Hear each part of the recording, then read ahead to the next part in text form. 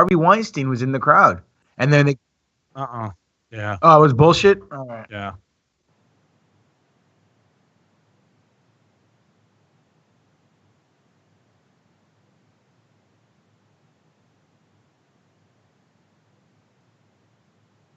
Ask the fuckers if they see me in the chat room because not seeing this. Okay, there we go. My side it says I'm not in there. You're in. You're in like Flynn. This fucking thing. Yeah. Oh, I don't know. I'm not in the chat room. Fucking horse shit. I don't converse with the peasants. Thanks for listening. Thanks for listening.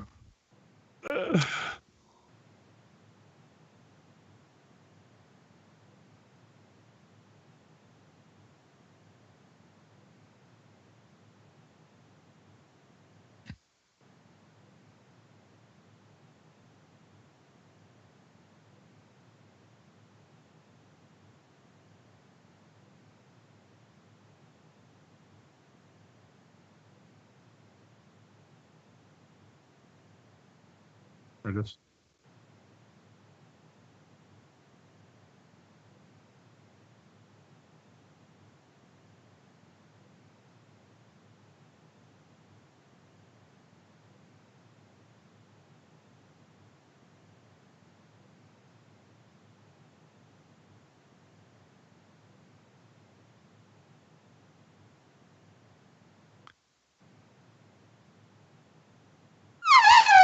Paul Orndorff pose for everybody out there. For the audio, he flexed. I was like, That's what's what going happened. on there? My screen was covered and I was like, there's a fucking baby elephant in the room. How adorable.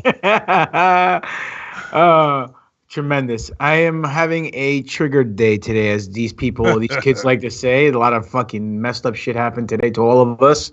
So, yeah, you guys are going to experience a very brutal yet truthful show. She just hit me up. She's ready whenever we are. So patch her in. Yes, boss. No problem, Stevie. Yeah, YouTube is still good. So,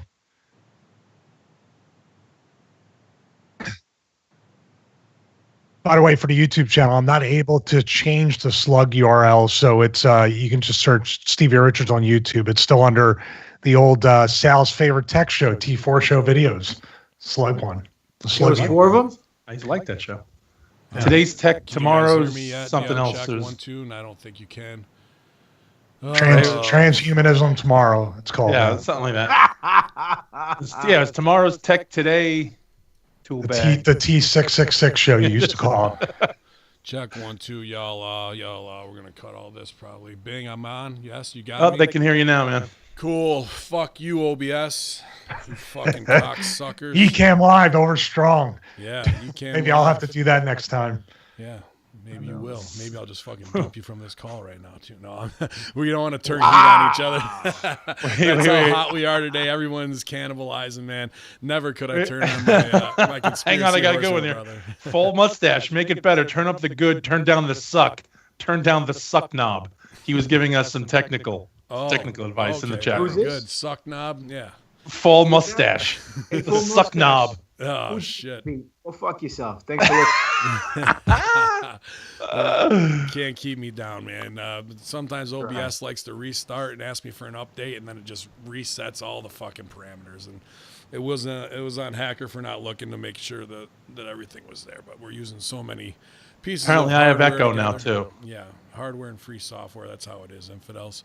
And for the third time, we're hot as fuck tonight. I'm kind of cooled down after my third intro. We've just been sharing some stories that from every realm of the conspiracy and political and triggering universe today. So it's red hot. We got to try and be somewhat gentlemen for Adriana coming on here to talk MAGA-phobia with us. But somebody who has no phobias at all except for fear of going back to the WWE, maybe, what would you call that? Bentsophobia is Stevie Richards. How's it going, brother? Yeah, I have wifeophobia because my wife is in the YouTube chat room because we have a female guest today. Nice. And yeah, no heat at all. Just, the normal questions like, what does she look? Is she 100? That was the question I had. Wait a minute. If your wife's in the chat room and you're over here, who's watching the kids in the basement? They're all escaping out the tunnels. See you later, Dr. They're Jones. they're tied up in the suicide nets outside of Apple's Foxconn factory. So, Excellent. yeah, I don't think. I think for people it's saying like, why don't you go back to WWE? Oh, if you listen to the Raw SmackDown review show last night, you probably won't ask that question of me or the potential of Ben being a creative person anymore ever again. No, So it was pretty strong. If you're a Russo brand subscriber, you're gonna get the real deal there from us. And if you're not, then you absolutely should be, because you're missing out on Master Shoot Theater, which we always have a good time with. But I mean, it's Vince Russo, you guys. he even put over Pritchard huge last night, because there was an improvement in Raw in the way the show was laid out. But, there's still plenty of work to be done, as we saw on SmackDown and every other reason to not watch. So if you're not a Russo brand subscriber and you want to see the video version of this, if you're not watching live, definitely for, what is it, $1 a week? Forget about it. You know what? who we couldn't Italian put over. We couldn't pay $1 a week. Apparently, we couldn't pay Stevie's wife $1 a week to actually watch us on Twitch. Now she's on YouTube. We have a female on, and all of a sudden, boom, now she's on. Yeah, we couldn't pay her to stay in the room. My wife is an avid researcher. She's my little FBI agent, and she's a conspiracy theorist too. I will give people a little bit of history. Like when I thought this might not work out, because I took the chance on kind of talking about the Mandela effect. It was the softest conspiracy theory you can come up with. And she was laying in bed and she goes, "Don't you come up with all this crazy stuff and get us killed." But the next day there was like 100 texts with her giving me Mandela effect, and I knew I had her. I was like, yeah, pal. Got it. So, but here it is, guys. Here's the relationship advice. If you want your marriage to either last forever or last for 5 minutes longer, bring up conspiracy theories. See what happens. It's really an all or none scenario. Yeah, it's you're never half pregnant with that. Nope. All right, here we go, guys. I'm going to try and add her on here now. Anybody want to volunteer to be a small head? Yeah, I'll be a small head. Well, I'll have a 5-way split screen on this, so it'll be good. Mine'll just be normal size at this point. Hi. Hi, how are you? Welcome to the Conspiracy Horsemen. We are live here on Twitch and on YouTube right now, and I'm going to do my best. Adriana DiCiccio, am I close? DiCiccio. Thank you very much so much for linking up with us this week through Greek God Papadon, and we're so excited to talk to you and hear about your message, because it definitely crosses paths with what we talk about usually on a bi-weekly basis, as we try and cover some fun stuff so we don't go too mad over here. But welcome to the show. Thank you. Tell me which one is which. Okay, so I'm Ben Hameen. My real name is Ben. Stevie Richards and Greek God Papadon, and then Big Sal is in the little circle up here as well. So I think we kind of gave you a warning. We're 4 professional wrestlers, but we were all kind of doing our own thing for a lot of decades, truth seeking, and we all ended up coming together, and now we shake up the underground of the wrestling industry and the truth seeking world, and we just have a good time with it. So you're in the locker room with the boys, so don't feel like you gotta mind your P's and Q's. We'll do our best to be as gentlemen as we can, but we can get off on a tear as well. You're good. Don't worry. No judgments here. I'd rather you guys be more raw with what you're saying. Right on. Oh, don't say that. Yeah, you do. We'll do the raw rating. That's not a problem. Yeah, I was going to say their ratings are terrible. But just a quick update. If you want to follow her real quick, you can go to Adriana USA on Twitter, or check out the website, which I believe is demandfreespeech.com, to check out all the activist projects that they have going on here, especially in New York, where I am right now. I'm not mistaken. Are you in the Western New York area? I am. Okay, Buffalo. Okay, cool. And I went to school for Nonia out there, so I know it well. And I wrestle. Buffalo. Yeah, Buffalo. And these guys are ECW legends, and they know it well. We work all over the East Coast, so Buffalo loves wrestlers. They love. Definitely shout out to Pepper Parks and the whole ESW crew out there right now. GGP, we want to get booked out there. But all right, I'll talk to Pepper. I used to team with him, so we're good. So let's kick it off. I think great thing that you tried to spearhead, or that you, I believe, in Laura Loomer spearheaded, was this hashtag 48-hour dark on President's Day. Could you educate our audience a little bit about what your method was and why you did that? Yeah, Talk absolutely. slow. They're very challenged. Okay. They're wrestling fans, remember. All right. So 48 Dark was a 48-hour log out from all social media. So we had Twitter, Instagram, Facebook, YouTube, Google, anything that you were signed into, we wanted you to log out for 48 hours. We started that President's Day at midnight. So February 18th at midnight until February 20th at midnight, you were logged out. But before we were even logging out, to work up to 48 Dark, we wanted people to block ads on all the social media apps that they were using, so we could bring down ad revenue. We can mess up their active daily user quarterly, reports and everything like that. Ever since we started doing the blocking the ads and, going into our settings and turning off our infrared settings, meaning all the natural hashtags that Twitter or Instagram thinks that you are going to like, they're going to regenerate your page. So you would see, people who are posting those hashtags or ads that are going to be equivalent with those hashtags. It's all these weird algorithms that they have going on behind the scenes with censorship. And the main reason why we wanted to log out and affect them is because they are stopping people with their free speech. They're 1A pretty much. I know that they're a private company. I know these social media things, they have their rights, but they're not complying with their rights. So we wanted to do something where, hey, we want to mess you up because you're messing us up. So we went to Twitter and we were outside, we were screaming, we were being loud. We had a lot of press coverage. Laura especially had a lot of press coverage. It was really good. Donald Trump Jr. started following her after that. And that day, he was talking about censorship. I mean, the president talks about it. It's not good for anybody.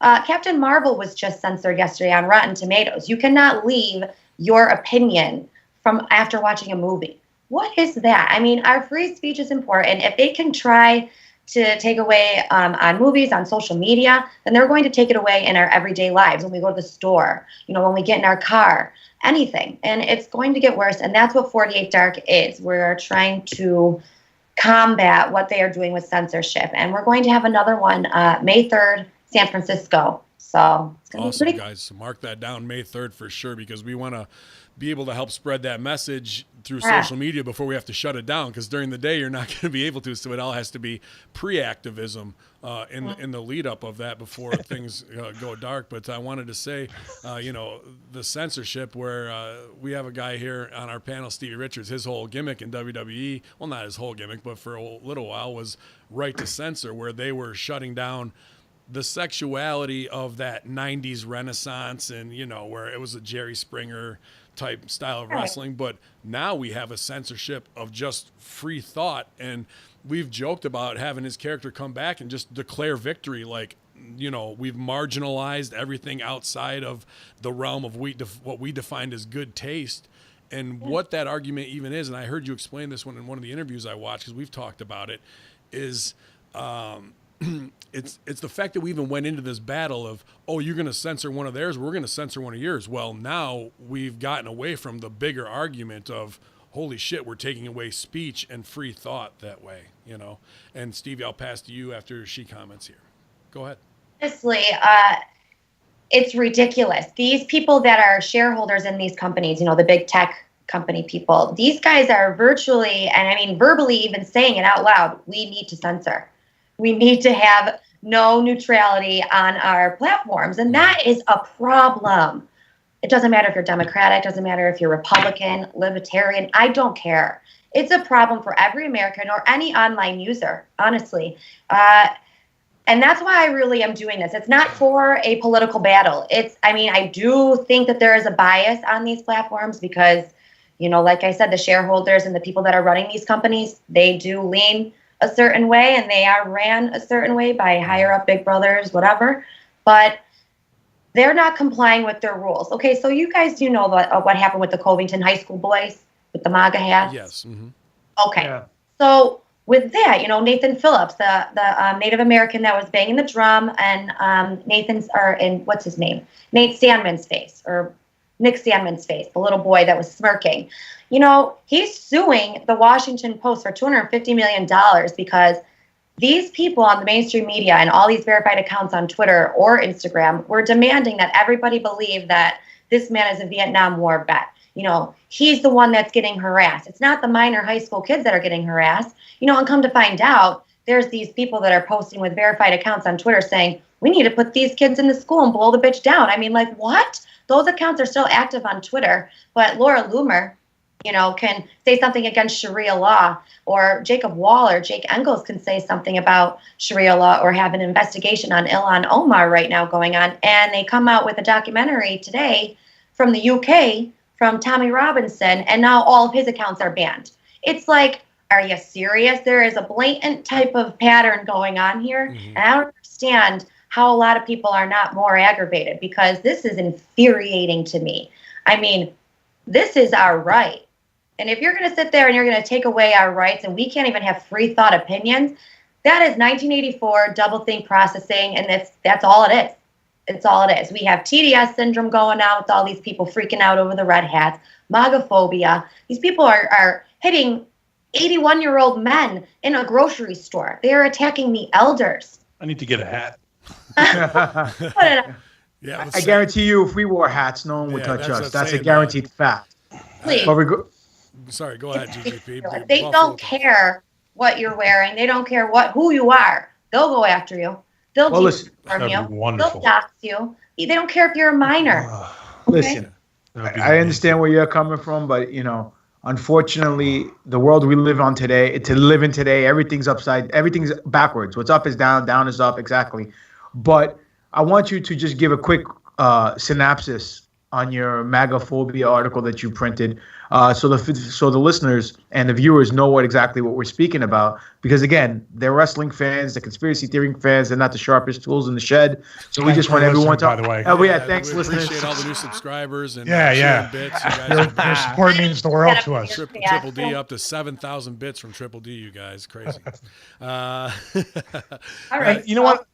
I wanted to point out that in this world where everybody's supposed to evolve and everybody's supposed to be more enlightened and more open and more free, they actually are pushing people to become more base and more barbaric, where you have to think about protecting yourself. If you want to wear a hat, or if you go somewhere, now you have to worry about who's coming here, who's going to try to do something here, who's going to do that. So they're forcing you to become more violent and go past that evolution that they want everybody to get to.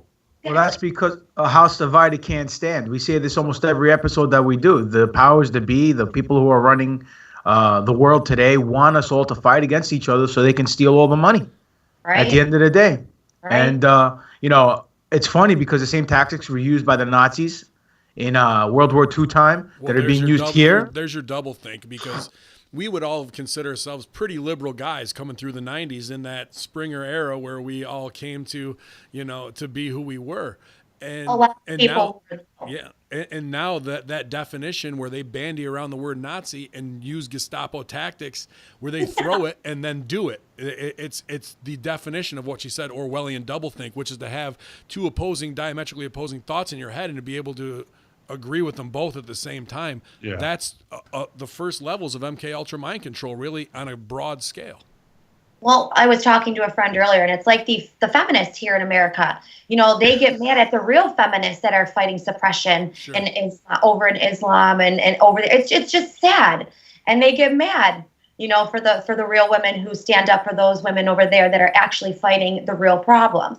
You know, these people wearing the pussy hats. So how is, like, I just, you know, I'll go off on a tangent. I'm not going to go there. Go ahead. Here we go. This is what this is the show that you want. You won't go there. I know you won't go there. You don't have the guts. It's just, honestly, I get real aggravated. It heats my blood up to my core, and that's why I'm doing this. And you know what? Even everything that I am doing, like you said, it's all about the banks. It's all about the money. My friend Laura, she can't use PayPal. She got banned from her online banking from Chase. My friend Joe Biggs, he was banned from his Chase bank account. And then they found out he was a Triple Purple Heart war veteran. And they're like, oh, okay. You know, let's give your account back. He's like, pissed off. I'm going to a different bank. Get out of my face. How dare you? Because my views are different than yours. You know, it's ridiculous. Uber Eats, Laura can't use Uber, Lyft, Venmo. How is the girl supposed to live? She sells merchandise, And now the merchandise company is ran by PayPal, and they wrote her a letter 2 days ago saying, we're sorry, this is under PayPal's control. You can't sell your merchandise through us anymore. So she cannot get a job outside of journalism because they slander her. And it's just like they are ruining lives. That's what they are doing. This is Laura Loomer you're talking about. Yeah, if you go against their ideology, anything. It's not even like, okay, it's not even if you're liberal or conservative. It's not about that anymore, because Megan Murphy, she's liberal, okay? She's from Canada, but she's suing Twitter right now because they banned her account for going on, what did she say, the exact words? Male is not female. They banned her. Well, what you're talking about is a ministry of information, which we've seen with YouTube with the adpocalypse and whatever shadow banning that goes on. Stevie, I want to give you some time, man. This is all your fault, really. You're the one that started it, so I'd like to. Yeah, I was going to show up at the Atlanta arena with the white shirt and tie and say we won and enjoy the show. It's completely awful now, and all your entertainment's been taken away. What I was going to say, Adriana, this stuff, we have two people who are Christian and then two people who are atheists on here, but we all have open discussions about our faith or lack of faith. Pop it on an eye, and a lot of people will agree. This really reeks of like mark of the beast type stuff, taking away people's ability to actually live, eat, house themselves, all this stuff. And I find it so funny that these people that claim to have the biggest heart and caring for humanity are some of the most inhumane people out there. Mm-hmm. It's brutal. And you know what? I am a Christian, so I'm going to say, for me, this is a spiritual war, and it is at large right now. It doesn't matter if you believe or don't believe. The stuff that is in our face, like you said, it's like Mark of the Beast type things. It is Armageddon type thing. It is civil war type separation things. They are putting people into office to cause hate. They are slandering people to cause hate. They want to see the uproar. They don't care. The top 1%ers that are not living the daily American lifestyle do not give a shit what you are doing and what you are saying, because their agenda is already set. And you know what? What we've been doing lately for the past couple of years under Donald Trump, I'm not going to say he's perfect. There are things that I disagree with him on, but holy moly, he is the best candidate we could have, especially over Hillary Clinton and Bernie Sanders with their socialist globalism agenda. If we are going to start living in a globalist agenda, your viewers aren't even going to be able to start to see you wrestle or see you on Twitch. If you're going to have a different opinion than these people who are running these companies, they'll kick you right off. They can barely do it now. You're not going to have that space anymore. You're not going to have, your money coming in if you're making money from that. You're going to lose your livelihood. And that's what's really sad about this. Once they're done taking out the names and the bigger names that they're trying to silence, once they're done doing that from both sides of the spectrum, they're going to go after every single Joe Schmo and Carol Ann underneath the sun who are paying taxes, and you're your bank. We call them Nancy Browns. We call them Nancy Brown. Yep. Well, listen, a buddy of mine, a very, very handsome, fit buddy of mine, has a poem he likes to recite. Stevie, what's that poem go like? I wasn't ready for it, but it's that basic one during Nazi Germany talking about how it's the gist of it. I always get it wrong. And they said it wasn't a poem, and I looked it up, and it is a poem. So everybody go to hell. How's that? The whole thing with that was basically, it's like you said, every Joe Smo or Nancy Brown is going to say, well, they're going after Trump. They're going after Laura Loomer. They're going after Adriana. They're going after Alex Jones. They're going after, Gavin McInnes. They're going after all these people. I don't really have much in common with them. But according to the poem, obviously they keep going for this group, this group, this group. And then when you turn around, you're the only one left, and none of these groups are there to defend your rights. And you get taken away or taken off, or you're a victim of the same exact thing. And there was nobody to stand up for you. The poem's much shorter than I just explained. Yeah, I was going to say that's a little bit long. What I really think it is how they are censoring these bigger names first. They're seeing how much the people are going to take. Are the people going to stand up and fight back? Are they not going to do anything? Yeah. Nobody's doing anything. It's like, what the frig? So they're going to keep on doing it more and more and more. It's a cattle call, and it is getting, what was it? I was watching the Joe Rogan podcast. I actually have it still playing on my phone. I can't really hear it though. Before with Alex Jones, they were getting really deep with aliens, all this cool stuff, Nazi Germany, the Mayans, all this crazy stuff, drugs, whatever. They were getting into it all. And it's really, it all ties down to money, how they're manipulating the mind, the things that they're working on, the things that they're hiding from us, and the things that they don't want us to know. And if the people are waking up and start, being type of like, what are they, like a remnant of culture, together, they're going to they're going to culture suicide us. They are going to take away everything. And what they were saying is, the internet used to be 90% decentralized. Now it's 90% centralized. It's like we have a 10% gap of freedom on the internet, which should be free.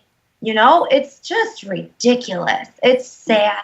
And we deserve the truth. Children who are in school, they deserve to look up and answer correctly on their research papers. You know what I mean? It should not be hidden. I'm sure, maybe one of you up there has some kids and wants your child to be able to know what's really going on, so they can grow up and decide and respect what is deserved to be respected, have morals on what are the right morals. We want to tear away from evil. And what they're trying to do is bring mass evil. And it's ridiculous. And I don't care anymore. I'll just call it like it is. It's a spiritual war. And I'm going to blame Satan. I'm going to blame Satan. That's where I'm going. It's the evil. What about CERN? What about CERN? Do you think CERN has anything to do with this? I'm going to get Sal on You can camera. be truthful. Go ahead. CERN has a lot to do with this. I mean, We found our new horsewoman. We've got 2 horsewomen now, Lisa Torch and Adriana. Yes. Well, I mean, CERN can literally destroy the world in 2 seconds if they want to. So can the president. Yeah. I mean, yeah, he can, but he's not going to, thank goodness. Neither is CERN. You never know who's really working behind CERN. Have you ever watched those weird, what are those? Those weird rallies that they have, and all those little parade things that they do celebrating CERN. It's opening the Gothard Tunnel. The ceremony with that. Weird. It's weird. Yeah, and I love science. Weird art display, isn't it? How about the You're walking movie into a they lot of made? inside. The movie Go they on, made Bob. with the ballet, with the demon on the outside of the circle as they try and pull him in through the circle. Well, That's every science project I've ever heard of when they're trying to find cures for polio. Remember that one man show that they had the guy do for polio, and everyone gets their own little presentation. It's all linked in there. Well, okay. Another thing. Do you remember Hillary Clinton in 2010 apologized for what they were doing in the 60s, giving syphilis in the vaccines to people? People who weren't even having sex were getting syphilis, and then they were encouraging people to pass it on. Give the 21. Give it. Yeah. Are you kidding Same me? as HIV in the 80s. Yeah, it's just like Everything that you mentioned with control and money. Mm-hmm. That's right. We have a couple sayings on this show. One, we blame CERN for everything. That's the first thing. Second thing is you follow. There. He works for the PR department for CERN and HR, so that's why he gets a little testy. But it's okay. No, not really. But we never let the truth get the way of a good story. So, the saying is, we follow the money. You find the truth. And that's 100% of the time. But everything that you're saying that they're talking about on that interview with Joe Rogan and Alex Jones, we cover every week in full detail, and we're able not just present our opinion, we present facts to the listeners. So that's why our show has grown leaps and bounds when we started almost a year and a half ago to where we are today. Yeah, we're not taking a hard line on anybody. We're workers. It's our job to create false realities and fuck with people's heads. So when we can spot it a mile away. No politician in DC, anywhere, New York City, is as good as the most mediocre wrestler at working in the locker room. So you're not going to slide one past us. Good. Gift of discernment. You got to be able to tell what's going on, Yeah. And I know I said I blame it on Satan and I do this and it's a spiritual war, but, like I said, not everybody believes in that. You have different views, but it all comes together in one big circle, if you ask me. Things coexist, religions coexist together, countries work together, allies. Look at Trump and Kim Jong-un today in Vietnam. It's crazy how things are happening that would not have happened, that have not happened over 70 years. People have tried, you know what I mean? It's just like, what's really going on to me is kind of out of this world. I feel like there's an energy that is out of this world, bringing it into here. And I think that we're either awakening and we're going through a revision and we're going to be all good, or we are going down the loophole into Mark of the Beast type, Armageddon. It's some Planet X. I have some breaking news right now. Great news. I checked it. The second that Adriana joined us on the show, the video on YouTube became not suitable for our advertisers and got demonetized. Really? So here's why, because I'm monetized by Twitter, like 100%. My followers, I should have probably maybe like 40,000 followers right now. All my views, I put a video out, okay? One day it had 50,000 views, 24 hours, 50,000 views. Twitter was like, this girl is saying some crazy shit and we got to make sure that she's monetized. Okay, so then they moved those views down to like 12.7K. I had proof, but not the exact proof. It was pretty high up. I had the proof at 38K. So then I made a video and I posted the proof. Twitter then put the video back up to 41K. Now, okay, you don't want to give me the whole thing, but you want to give me a little bit, a little over, but not. I went to Twitter headquarters with Laura Loomer, and I was periscoping. And I have a good amount of followers. Like I said, I should have more, but I have a good amount of followers where the night before I periscoped, and the first minute I got on, I had like 100 viewers, okay, within the first minute. I had somebody filming me on my periscope in front of Twitter protesting, and it would go black. They wouldn't allow people to retweet it. They would cancel everything. They know who I am. They know what I'm doing. They know who I'm talking with. I'm not just talking with Laura Loomer and stuff like that. I'm talking with, people that are trying to take down the Supreme Court and what the fraud is going on behind. Like, they have like 30 plus years of fraud. I'm talking to a man named Eugene Zorek. He won against SCOTUS in 1988. And so I'm on the phone with them, and we're conference calling with him and his team. They will warp the voices on the phone. They'll be talking to me, and all of a sudden they'll be like, whoa, whoa, whoa, whoa, whoa. And I'm like, are you kidding me? What's going on? Then they'll drop the line, and we won't be able to call each other back. It'll say this phone is out of line, something like that, like we're disconnected. It's bizarre. So just real quick, I got a question for you. Yeah. So you don't use drugs. You're not suicidal, right? No. So if something happens to you at this point, we're recording this, you have no mental issues? None. You have no evidence on Hillary Clinton or the Clinton Foundation, right? Right. Wink, wink. No evidence. You're not like, you don't go out every weekend and do a lot of coke, OD and stuff. Like, none of that. If that happens, if I go missing, you know why. It's Okay. because Duff's I'm doing Anchor something Bar, that they or want me to do. do you like Duff's Anchor Bar or Tully's Chicken the best? Ooh, okay. Your life depends on it. There's different places that are better in Buffalo, Yeah. honestly. But if I were to choose out of those three, I would say Duff's. Okay. Number go with two, have Duff's. you- There's this amazing place in Buffalo. It's called Max's. It's by the Buffalo Airport. You have to get these chicken fingers there. They are the best chicken fingers in the world. And you have to have them with blue cheese and Frank's Red Hot sauce. Yeah, I'll stop there after I kick the shit out of Joe Mental Pimentel on Crossfire Wrestling on the 23rd of March in St. Catharines, Ontario. Also, quick Hey, question. No. Make sure, do you not own a red scarf? Yeah, don't, or doorknobs. Take all the doorknobs Yeah, off. take all your doorknobs off.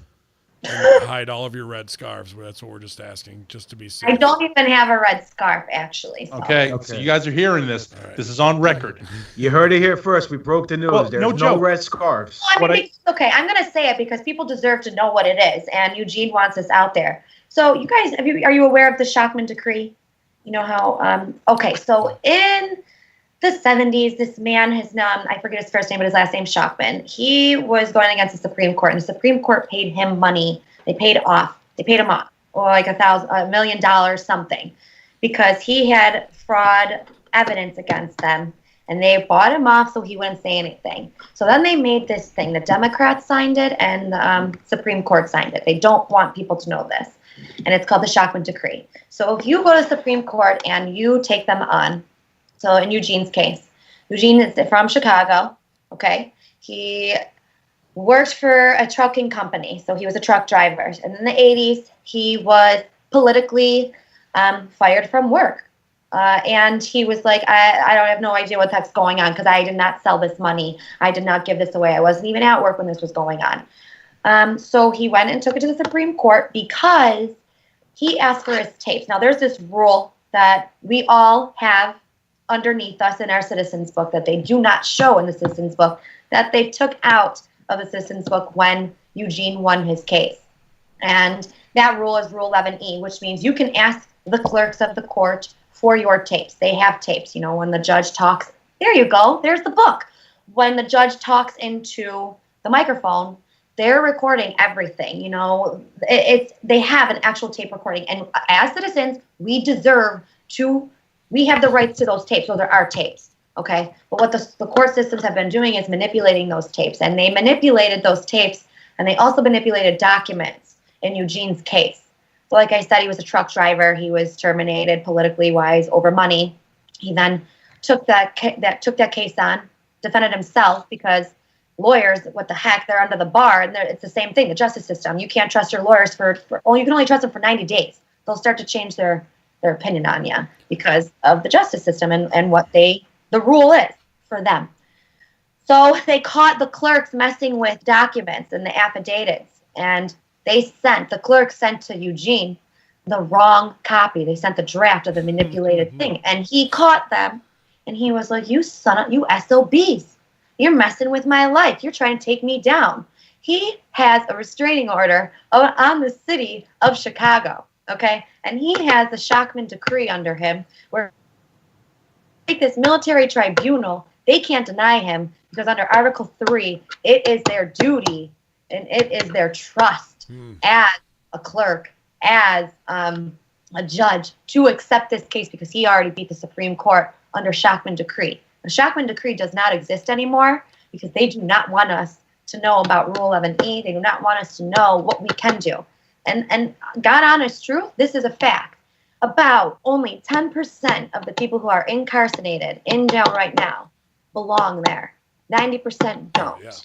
Oh, that's the biggest business in the world, you know, as far as prison populations and private prisons. And I think even the Clintons were really, they owned a lot of stock, or they had a skin, their skin was in the game on the prison population, right? Yeah. And even everything going on with the FISA courts right now with the judge in Chicago, Judge Roberts, he's part of all this bad man pajama stuff too. He is just brutal. And he's the one that was going after Trump, and they're the ones that are going after Roger Stone, that judge, Amy, I forget her last name, but Amy Clintonite. I call her Amy Clintonite because she's the one with Benghazi. She was one that brought in the special counsel with Bob Mueller and Manafort. These people are all working together, and and I'm telling you, it's all in Chicago. Oh yeah, well that's a swamp. I spent 6 years there. It's been there like that for 40 years, and I've seen a lot of comedy friends of mine like living in that bubble, having to eat spoonful of shit after shit because they get behind everything from Pissgate to whatever is, and they don't walk the line of the razor that a comedian should to punch people on both sides. They jumped under the deep end the other way, which you've seen with Saturday Night Live has become weaponized and not funny. I mean, there's not one sketch or person on there that could spin out and do it like a Mike Myers did and create an empire, or Chris Farley, because they've lost that edge. Funny. Yeah, but you can get your Citizens Rule book when you order Caveman official bone broth. Get back in shape with StevieRichardsFitness.com and Caveman Shakes and some beef pie. They're not even right. They don't even have the rule that is most important for our 1A. I'm telling you, Eugene Zorich is the only man in America that really has his 1A fully intact. All of us, we're just the cattle call. What exactly is the 1A? Explain it to the viewers so they can understand. So the First Amendment, okay, the 1A. So that's your free speech. But let me just get the right. You knew that. We had a guy on we knew that. I just said to the viewers on our Infinite Fringe show, which is kind of our sister show on iHeartRadio here. I'm not sure if Stevie was on that one as well, but we'd love to have you on that. But we had a guy from the IRS who just stopped. He was an IRS agent and stopped paying income tax because he fought them all the way through, like 8 different court cases, and they did the same thing to him in the 80s and 90s before there was digital currency and that. But they tried to tack him to the wall during the Clinton administration, and he hasn't paid income tax in 28 years because he was able to take them all the way to the end of their rope. Wasn't that a Chicago, Illinois, or an Illinois case? Freedom to Fascism's the documentary. Chicago. Okay, when I talk to Eugene, like Eugene's he's older. He's like 70, 72.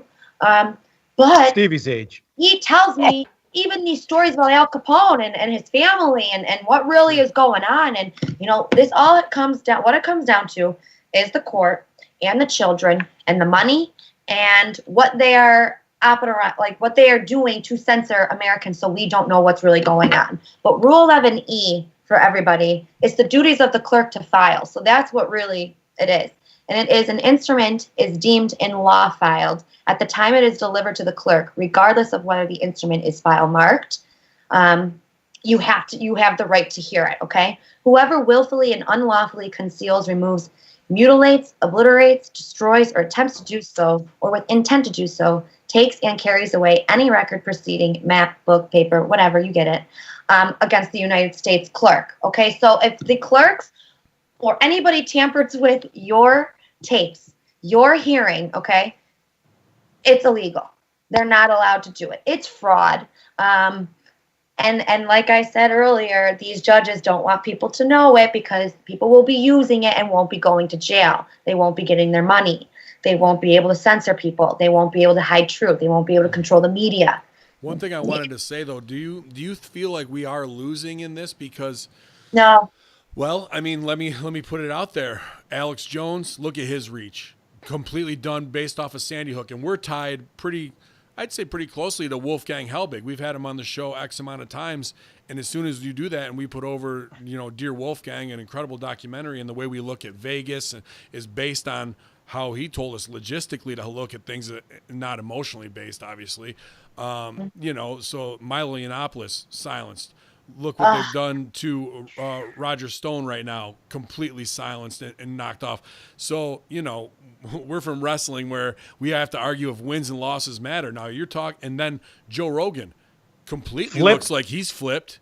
And like the fact that we even have to have conversations about it. He had Alex Jones on today. Dude, that to us as workers, that's too little too late. We watched him give people college level philosophy education for 4 years, and then the last 2 years he fucked himself. He as smart as you guys, though, Joe Rogan. He's not CTE. Or good looking. We all got CTE. He's not under. He wasn't doing the research. He wasn't fully understanding what was really going on. I mean, hello, they're killing babies out of the womb now. That's infanticide. Well, not now. Have been. It's just normalized. It's being normalized. And the Democrats just signed a bill last night. Saying if a baby is aborted and it lives, okay, after the abortion, doctors do not have a right to give medical attention. What type of world are we living in? Chances are that baby's going to end up moving to Central New York and buying a snowmobile and living near me someplace like. Yeah, and yet what's the death penalty that if a guy actually survives the death penalty, you have to let him go. It's done. They don't even give the type of poison to people on death row. Well, that was because there was the dog poison. Babies in the womb. So they are literally burning his babies from the inside out. Adriana, and then the mother Al Gore needs his adrenochrome, and I'll be damned if I'm going to let you stand in between Al Gore and his adrenochrome here on the Conspiracy Horsemen. I just listened about the adrenochrome today, actually. They were talking about it on the podcast with Joe Rogan and Alex. It was really interesting. I like to be non-judgmental and hear what people have to say. Sure. And then I was like, okay, this is what I have to rebuttal to that, but, da-da-da-da. But I really was taken back at how Joe was handling things and how he really didn't understand what truly was going on. I'm like, okay, well, a lot of people really don't understand what's really going on because of how decentralized things are. And so, like I said in the beginning, 48 Dark, we tried to do that. And now, MAGAphobia stuff. Mm-hmm. What MAGAphobia is.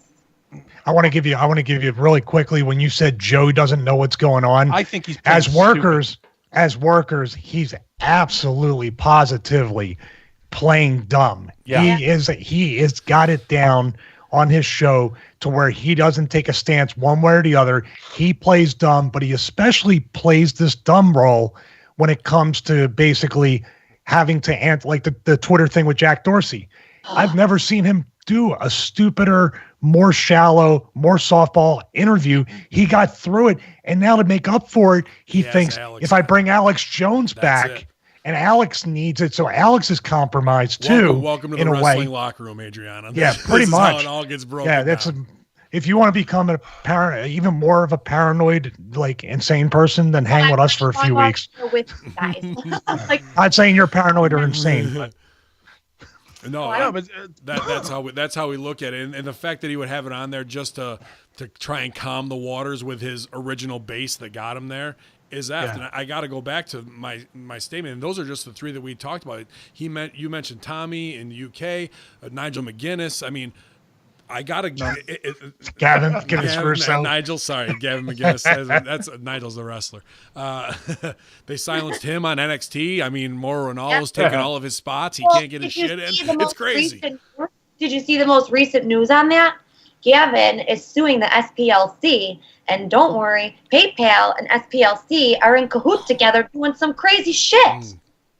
They just came out this yesterday. I'm like, what? So now I feel like Gavin's find is going to bring us down a rabbit hole of tons of different finds of the monopolies that are really going on. I wanted to get your opinion on this, and GGP, I'll come to you after she says it. But Stevie had just done a show revisiting the Bush funeral, where they all had the boo-boo face on when they may have been served with indictments. And, that kind of plays into your Supreme Court swamp drain of, caught you with your pants down. You thought you were over, and we're going to get you all at the most vulnerable time, and we're going to get it on camera, too. So, military tribunal. That's what it needs to be. That's what I was kind of going for, because you had mentioned that. And Trey Gowdy is talking about it, and he's running it. And Trey Gowdy, he's not going to mess around. He wants to take Hillary down. He does not want to mess with these people anymore. So he was on Fox News the other day and was like, we're making this up to tribunal. We're going to put it in there, and it's going to happen. So if Eugene's case gets in the tribunal, which it has to be allowed, and then Trey Gowdy puts all these indictments in, it's going to be amazing. If you ask me, I can't wait. I'll eat popcorn. Arrest them. Let's bring the Gestapo and the propaganda arm CNN for these ones, right? Exactly. I say sell it on pay-per-view, $79.99 a week. You know how great it would be? That's what we really want to be watching. Yep. Greeks invented popcorn. GGP, what's going on? Well, you might be right on the popcorn gimmick as far as the Greeks, because we invented everything. I know. We invented something called democracy, and this country fucked it up. But I digress. So, magophobia, what is it? Explain to these mouth breathers that listen to our show. Thanks for listening. I was waiting for the ham and egger comment. WrestlingTees.com/Greek pop it on /Ben Hameen /Stevie Richards /Adriana USA after tonight. She'll have a Pro Wrestling Tees store.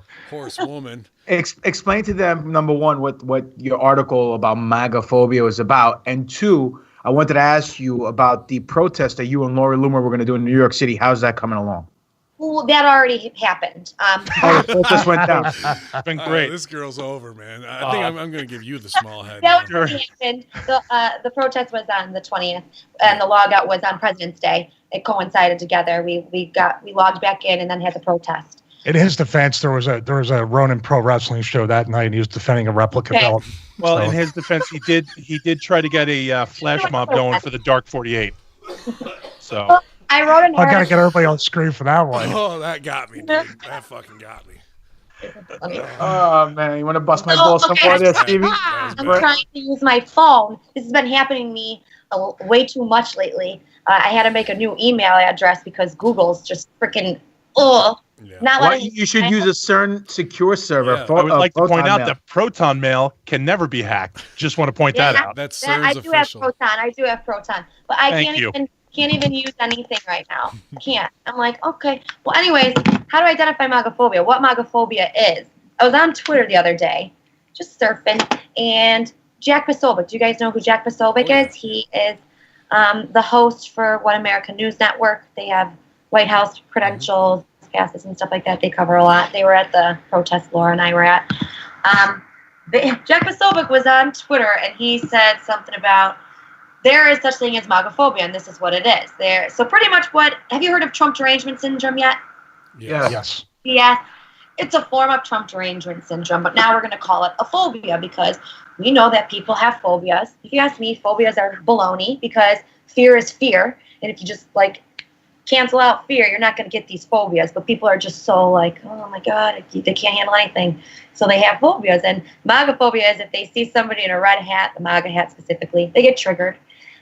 If you're mad at a Republican, MAGA phobia is do anything against any Donald Trump fans or any Donald Trump supporters. Go against the rhetoric, make sure we get him out of office, these people. And so I thought it was funny. And I was like, I have to write about this because this needs to get going. Like, this has to trend. And it did. It started to trend on the day that people started hashtagging it on Twitter. And my article got pretty out there. I know, like I said, you even said, are you guys this is all recording? Am I going to be able to get We're live. Yeah, I'll give you a copy. We're live, pal. Yeah. I got the video. We'll drop out sometime and everything. Selena Vega's a hot little tamale. She's kicking ass here on the Conspiracy Horsemen. Yeah. I want to come back on. We'll talk more. We'll get really deep because Absolutely. it's the type of stuff that I like to do. And if your viewers are liking it, do they leave comments? Can you see them? Yeah, we're in the chat room right now. They're loving you. They're diehards. You've stumped these slackjaws. They're all sitting here clueless. Well, they're not used to talking to girls. Yeah, they're not. They're all a bunch of virgins. They see a beautiful girl. They're all drooling at the mouth right now. Thanks for listening. Okay. So I only have 5 more minutes left because I have other things that I have to get doing. That's it. But the MAGA phobia and everything that why you had me on, I just thought it was really funny because these people are so unhinged. I mean, a mother takes her son to the store. He's a minor, and an unhinged adult has to start slandering the boy in front of her mother. Or, like I said earlier, an 81-year-old man goes to the grocery store and he gets beat up. What the hell is that? It's a problem. It's elderly abuse. These people are unhinged. It's like you're a bull. They see red and they're going, ooh, exactly, I'm going to get up. Like, that's the basic psychology of what we do when we say, all right, red bull, MAGA hat, let's just make the merch that color. Let's get it going in that way. It's the simple psychology of crowd control for what we call the marks. And they play right in. They want to play into it because they want to have a reaction to something so they can feel like they're heard. That's the whole point of it. Underneath. I said, our government is infiltrating COINTELPROs and people into our office to induce hate, to induce separation, to make sure there's a civil war. That's ultimately what they want. I like to speak this to people. They're not eating McDonald's, they're not drinking Coca-Cola, they're not having conversations or looking at their iPhones the way that we are. They haven't even driven a car. They don't do normal things. They don't live in our reality. Our reality is a facade to them. They've never been to Max's. They don't know what the hell's going on. They don't know what chicken fingers are. Let's go around the horn one time, guys, before we got to say goodbye. Here, all right, I was going to say the only reason why this Josie Smollett scenario or case got any plays because he said they were wearing MAGA hats, in my opinion, and because they allegedly were wearing red hats, which obviously they weren't, and this guy's a fucking liar and he's a piece of shit. But look at the reaction we all just had. Like, people go, oh, but that is the opposite to us. That's a win for us. We're not using that. I'm not saying us because I don't want to be on either side because I want to punch both sides. Both sides are stupid as shit. But that's a huge win. Like, what are 2 major groups? Obviously, the minority that belongs to and the gay community. He just embarrassed them both and made them all look like drama queens. Hey, yeah. But then you have that. What's that chick's name from Juno? Ellen Page. Ellen and Page. they have to double down on it. That's doubling down on stupid. Let them fucking bury themselves in the locker room even more. Dive right into that puddle because they're just going to kill themselves. They're going to become paralyzed. Absolutely. And like I said, guess where Jesse Small is? Chicago. Guess what judge is on his case? Robert. Oh, two of my friends cast that whole show. They cast all of Empire. So I'm like trying not to stooge to hurt their business, but they're a bunch. What I call them is bruise touchers. They go, ow, ow, ow, over and over. Kamala Harris has everything to do with that too, and she's running for office. She's running for president. All of this stuff has coincidence, like tied to it. It all has a web of connection. Stevie, go ahead, buddy. No, I was just going to say that it's just ironic with all this stuff that, like I say, and I'm going to repeat what I said before, that this party or this demographic or this group of people that preach humanity and preach caring and want everybody taken care of and not a hungry mouth, not a person without a roof on their head and not a person without a free education are also the people that are some of the most inhumane, judgmental, and go after people. But on a bigger level, Adriana, this is exactly what we believe the deep state, the people on the level above that are looking at the divisiveness, like a Vince McMahon or a promoter or somebody that wants the puppet show to go on and the divisiveness, because all they're going to do is profit on both sides of the war like they have throughout pretty much all of human history. Yeah. And like I have been saying, even starting the 48 Dark protest and fighting censorship, I keep saying, none of this is political. It's a facade. Like, everything that's going on is a damn circus, okay? It's doublethink. Like you said, these people have these thoughts and can say one thing, and then they completely believe another thing as well. And then they go with it, and they get people to believe it. Both things, and it's an oxymoron. It doesn't make any sense. And it's all about the money, and it's all about the children. That's what it comes down to. The money and the children. And that's what I'm fighting for. I'm fighting But the majority of them are making money off the children. And they don't talk about that either. Yeah. Sally, you know a lot of oxymorons. What do you think about it? I have zero things profound to say. All the people Stevie mentioned, I just want to do awful, awful things to them and show them what inhumane is. I have nothing cerebral or he's 7 feet wisdom. tall, by the way, Adriana. He's a giant, Adriana. I have nothing. Yeah. I have nothing like really smart to say about any of these people. I hate them all, and I wish horrible things to be inflicted by me upon them. So I wanted to let you know, like we say to most of our guests, whether it's Dr. Janda or whoever who doesn't know that they got Dr. Janda has a book, by the way. Yeah. What's the book, It's Stevie? The Awakening of Surgeon, available on Amazon.com. You know, and The Stevie- Awakening of Wrestler coming later this year. Stevie has a 16-week fitness program, a band Why don't you let her program. plug her stuff, Well, Papa? why Wait, don't you I'm guys just- let me I'm get my shit enlightening her. in here? I got to get Hold my on a question in. second, Then we're gonna guy. jump on my Jesus shit. Christ. Maybe she's defending a replica belt coming up this weekend. Let's hear So- from her. Maybe she's got to fight Okay. Jade Spade. Maybe she's got to defend against Jade Spade. Go ahead. Go ahead there, Ben. But I did want to say, if we can get it booked, would you intergender tag team against AOC versus us in an independent wrestling federation? Oh, you better believe it. Oh, it would be a shoot. It would be a shoot. Oh, do. There you go, indie promoters. Hacker Hameen, GGP trying to set you up with a main event right here with Adriana versus AOC. You're not going to sell any more tickets or get any more fucking clickbait than if you book that match. So get your checkbooks out and let's do this shit. She would never do it. Laura went up to her after during the women's march, and she was shaking in her boots like she had to have her security. She wouldn't say anything. Then she was so big and big keyboard warrior, she took to Twitter and started bitching to Laura like, Well, oh, get up. here's the thing. Like, we'll let them win, but right after the match, we're going to get our heat back and hit them with brass knuckles and the ISIS flag, and they won't even know what came at them. So it's going to be awesome. So let them get their little 1, 2, 3, but they'll win the battle, but they'll lose the war like they always will. How can we support you best? How can we be activists for your cause? And where can our followers join up with your crew? Okay, you guys. So I have Twitter, like you guys advertise. It's Adriana, ADRIENNA USA. I also have Instagram at the same handle. You can follow me there. I have to do both.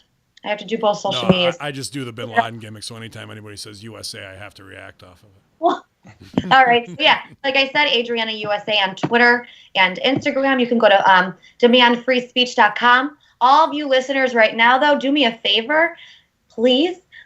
Text free speech, all one word, all capital. Text free speech to 55222. That means I'm going to get a log of all your numbers, and we can keep in contact and support and each other to understand what's going on, see what we have planned, when we have things dated, just pretty much all the detailed information you're going to need. If you text free speech, capital letters, to 55222. However, if you want to be invited to the Skull and Bones orgy, text 66322 or 233, and that will get you in there at Yale. I'm just going to that one, but you know. Okay. All right. Sorry. Yep. Go ahead. Yeah, so that's what you can do. Just follow my Instagram, follow my Twitter, go to demandfreespeech.com. Like I said, text free speech 55222. And I'm also in the works with Joe Biggs from InfoWars right now, creating a website and trying to do podcasts and get videos out there like you guys are doing. So pretty soon, maybe I can have you four on my show and we can talk conspiracy and get real deep and expose these freaking assholes, because I'm done. Would love that. Absolutely. Love Definitely. exposing. We're hooked up with Joe Biggs too, so why not build the synergy and we'll all do something together. When you guys are ready to launch, let's do it.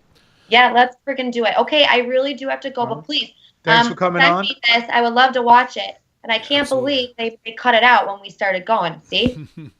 Happens a lot. BS, Well, thanks for coming on. You're welcome on again anytime. You, Joey Donuts, Joey Biggs, Lori Loomer, everybody in between can come and hang with the Horsemen. Awesome, you guys. Thank you so much. You're the best. Thank you. Have a good night. You too. Bye-bye. Bye. There she goes, guys. Adriana. All right. All of you assholes, put your pants back gonna on, end up you the same fuckers. way. You fucking animals. Yes, there was a girl in the room. Smart Still enough. there, guys. She's still on. There we go. All right, dude. I was going to say she's still. And it's not a Hopefully replica she don't belt, end you up like piece of Aid, shit. she ain't a rat like going to the Motherfucker. FBI. She's ready to swamp drain. So, Exactly. Appreciate it. That was all GGP reaching out there. A great booking, kind of in the 11th hour, and we're happy to help support. You know, we're not, like we said, we're not trying to choose a hard line left or right. As you know, if you're a Horseman fan, we want people to have an equal voice. And when we see some bullshit on the other side, of course we're going to swing the pendulum back hard the other way, because that's just the fucking equality that's got to be represented here. Otherwise, we're just going to be shills too, and I ain't going to fucking end up being no Joe Rogan joke. I'll tell you that right now. So talking about that really quick, what do you think happened? Because I was watching perfectly. You nailed it. Alex came back like nothing ever happened. They were buddies. It was all like it was all like a big angle. There. Why would Alex Jones, after everything that fucking happened, think about how much revenue he's lost in the last 4 months since that shit went down. That's exactly. That's it. Follow the money, like Papadon says. So what's he gonna do? He needs fucking Rogan, who has danced the dance, to put him back over, and Rogan needs him to get back over with his fucking base. So maybe Jack Dorsey, because there was a ton of heat for that interview, said, we're just going to open the floodgates just little by little. He'll be back on yours. We'll kind of quiet it down, and we're just going to do what Adriana, what all of us experience. Shadow banning, you get less views as time goes on. Where you're on our platform, what do you want? Now you're going to complain? Right. You're back. Oh, your payments. Nobody can. No, everybody's having trouble with that server. All these little things. YouTube. He was a machine on YouTube, and look at now, dude. Nothing. It's so quiet. It's fucking crickets. I hated to fucking put her under the gun like that, but dude, you got to say, if it's locker room politics and you lose, you're going to be boo-boo face about it in the fucking rental car on the ride home, but you got to say that you fucking got outwitted, right? And they did that with Alex, Milo, and Nigel McGuinness. But you can't say it in the locker room. You got to sit there and go, accent on commentary. You just can't put that over in the locker room. You gotta sit there and tell the boys that we worked on this all before. This is all good. But he was bringing up his stepdaughter on his show on InfoWars, and that's what I'm saying. Once you do that, if it was me, it'd be like, dude, you're never coming back on my show. You can't do that. We can't be friends anymore. He's not that highly intelligent and high level to get over that kind of basic male protection of your family type stuff. I did like that you checked her with the locker room veteran shit of like, where she was trying to put it over of that and be like, listen, dear, we have to tell you about the fucking promoter work of what's really going on, because it's easy to say that no, and we say that a lot in here, no fucking politician will ever outwork a wrestler when it comes to not trusting them. And you saw her as a pundit who was kind of in her locker room of those fucking politicians and marks that deal with them, but the wrestling fucking greater Don Corleone fucking puppet master shit is at play there, and they can't see that at the level they play at. Absolutely. Well, but she's not writing. She's not writing the script. She's not writing the show. Right. She hasn't been behind the scenes to see how you can turn a work and fool tens of thousands of millions of people. She's more like Meltzer, who's got an inside stooge, whether it's the Supreme Court thing or whoever her fucking gimmick is, right? Not saying her information's bullshit like Meltzer's, but she knew we put her through the little conspiracy test. We went to level 1, like DEFCON 1, DEFCON 2, all the way up, and she passed all that. She knew exactly what CERN was. Sorry, she got over. She's like, let me bury CERN real quick, and I'll fucking win the Intercontinental Championship. And then she talked about her having a proton mail anyway, so. So she said. I'll tell you one thing, though. She's more over than Hans and more over than freaking Justin French. That's for shit. Listen, she's got. Listen, I know there was parts in this. I was watching the chat room. She would start mentioning shit, and everybody went, "Huh? Oh, wait a minute. Stevie was in Right to Censor." So we can see we awakened a lot of people tonight. Well, I mean, you gotta fucking give them a little bit of a Scooby snack to lead them along the fucking trail, right? Like, not a lot of people are gonna know Trey Gowdy when she drops that name. Like in her mind, that's fucking like that's Shinsuke Nakamura. Like we would fucking know. I'm sitting here and she's when she first mentioned it, she's like Trey Gowdy, and I'm like, fucking baseball announcer. I'm like, wait, no, it's Kurt Gowdy. Hang on, wrong dude. Kurt Gowdy and Nigel McGuinness getting a lot of play tonight. But that's just the circles that they operate in. But we all know Trey Gowdy, but maybe some of our listeners don't. So if you guys are, take a list, write down some of these names. She exposed a lot of people in the circle who are the Bruce Pritchards and the fucking Mark Caranos to the Vince McMahon. And that's where the real fucking dirt gets done. So that's who she's keeping an eye on. I don't like to really get involved with politics because it's such a fucking lower level work, and I already have to watch Raw and SmackDown every week that I don't want to fucking invest my time, because a lot of you guys will send us stuff and I'm like, fuck them, they're shitty workers. Like, I don't want to fucking even deal with you, so I try not to get any visceral reaction to that, more about what people do instead of what they're cunting off about. Well, let's talk about quickly about that Twitter thing that just happened, because she mentioned about certain people being suspended or banned, or her views going down. And we had a guy on Twitter, he got the wrong Horseman. He was referring to the other four, I assume, in wrestling. Yeah, right. But he made a really unsubstantiated claim that was really offensive. I mean, truly offensive towards 3 or 4 of us. Instead of apologizing, he kept going. Yeah. And he kept throwing fucking punches. Well, because he's a mark and he's getting a response from, I'm not trying to put myself over as stars, but from personalities that are far greater than his little shit life, where he wants to get a rub by any means necessary. So here's the thing, though. He was able to keep going with those and continue on in conversations and not stay small and shut up. But somebody who defended us and challenged it got suspended from Twitter. Right. DJ Mass FX, Jimmy T, he got fucking suspended. He got his Twitter account suspended today for giving this guy shit. So did Iron Patriot. So did Hans. Well, Hans sucks anyway. Yeah, so. He deserved it for a bunch of other reasons. But I would have got rid of Hans. They were late to the party on him. Yeah, they were just hitting the probability chart with him. Killing it tonight, man. I was choking on that other one. Holy shit. Yeah, it's not a replica belt, you asshole. It's 2. I'm sorry. You 72-year-old fuck. Oh, I had to take the fucking Dynasty Tag Team titles to the barbershop. I had to take the Dynasty our titles to the barbershop the other day because they wanted to mark out with picks for it. But they hooked me up. Did you charge them? No, usually I get $25 for the but it wasn't the wing. They weren't the wing belt, were they? What's that? No. They weren't the wing belt, were they? No, they weren't. They were the official Dynasty Tag titles. Chris Envy isn't getting back. So let's You guys. think he's throwing a fit right now because you don't have the belt like a leftist? Whatever. Huh? He's not strong. I want my belts. Give him my belts. Got one right in there. I retired that company, Extreme Rising. It's right there in the closet. Cats lay on it all the time. So going back to the Rogan Alex Jones thing. Yeah. What are we looking at happening now? What do you think is going to happen? Do you think Alex is now going to be back on YouTube? Do you think PayPal and all these other, or maybe I'll tell you what, a slow rollout? Will he get invited back, and will he change his fucking message, and will that show that he fucking cut a deal behind the scenes? Oh, I know that. I know how he's going to process his payments. He'll shut everybody up. Not us, but them within that circle. The Cash App, Jack Dorsey's app. That's how he's going to process this. That's how they're going to make it up to Alex Jones.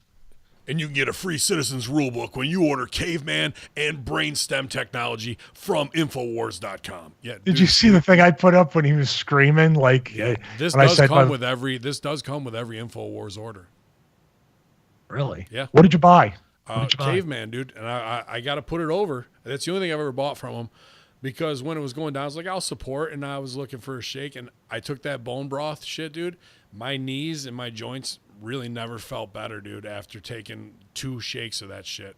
Just imagine how good it would be if you ate a baby. That's what I'm saying. You'd probably win an Oscar. Them up, put them in, make them chocolate flavored, and good. Well played. You'll never be in Men on Remission with that kind of fucking talk. Tremendous. Shit.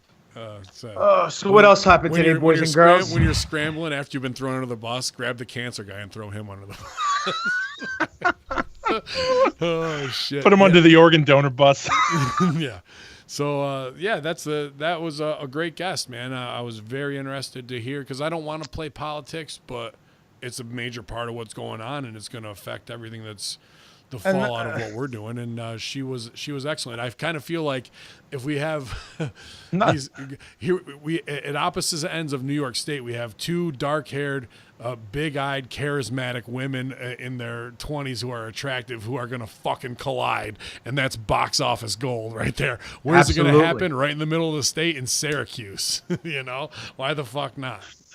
And like you couldn't shake her. Like, we could have fucked around. We could have been complete assholes. She would have just done her business. Buffalo's the most hardcore city in all of New York. She'd have done her business and been like, I gotta go, guys. Bye-bye. I have to disagree with you, dude. Queens, a lot harder. Well, Brooklyn, a lot harder. Queens is New York City. Like, that's the whole thing. That's its own fucking thing. But if you compare Buffalo to Albany, Syracuse, Rochester, Buffalo fucking Pete Skills, Buffalo. So you're talking about fake New York. I got it. Yeah. The rest of us, where the snow is, where there's no cabs.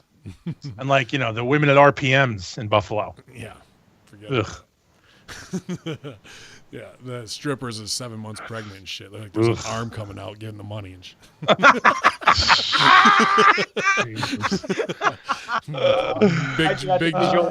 big joke, but you never been to fucking Sundowners in Fort Erie. I legit saw a bitch who was like 7 months pregnant on stage one night. It was bad news, bro.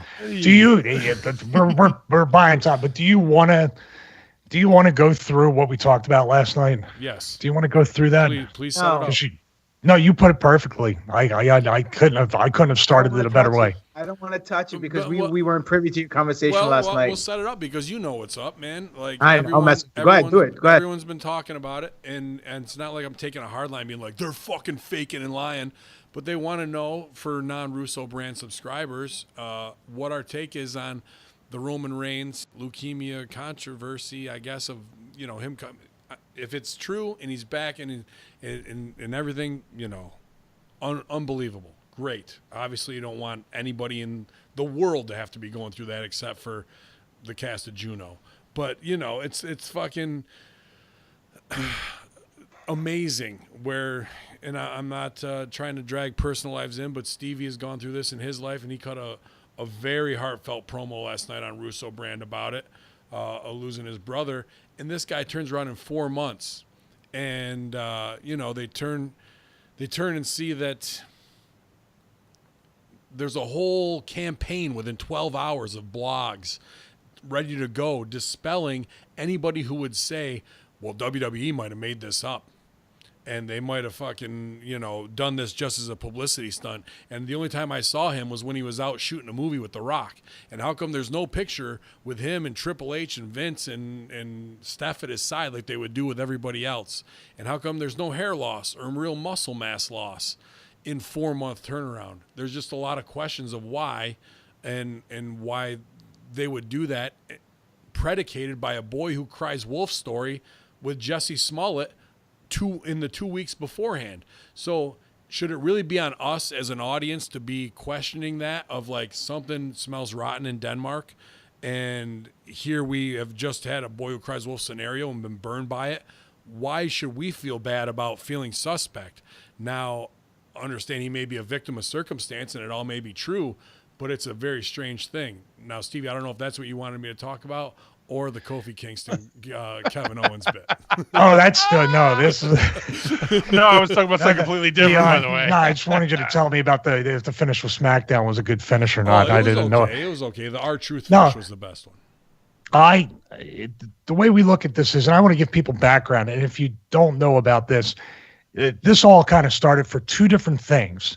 The initial thing was the Connor's Cure campaign, which the early days of the Connor's Cure campaign was actually Justin Roberts, the former ring announcer for WWE, really became close with Connor and his family.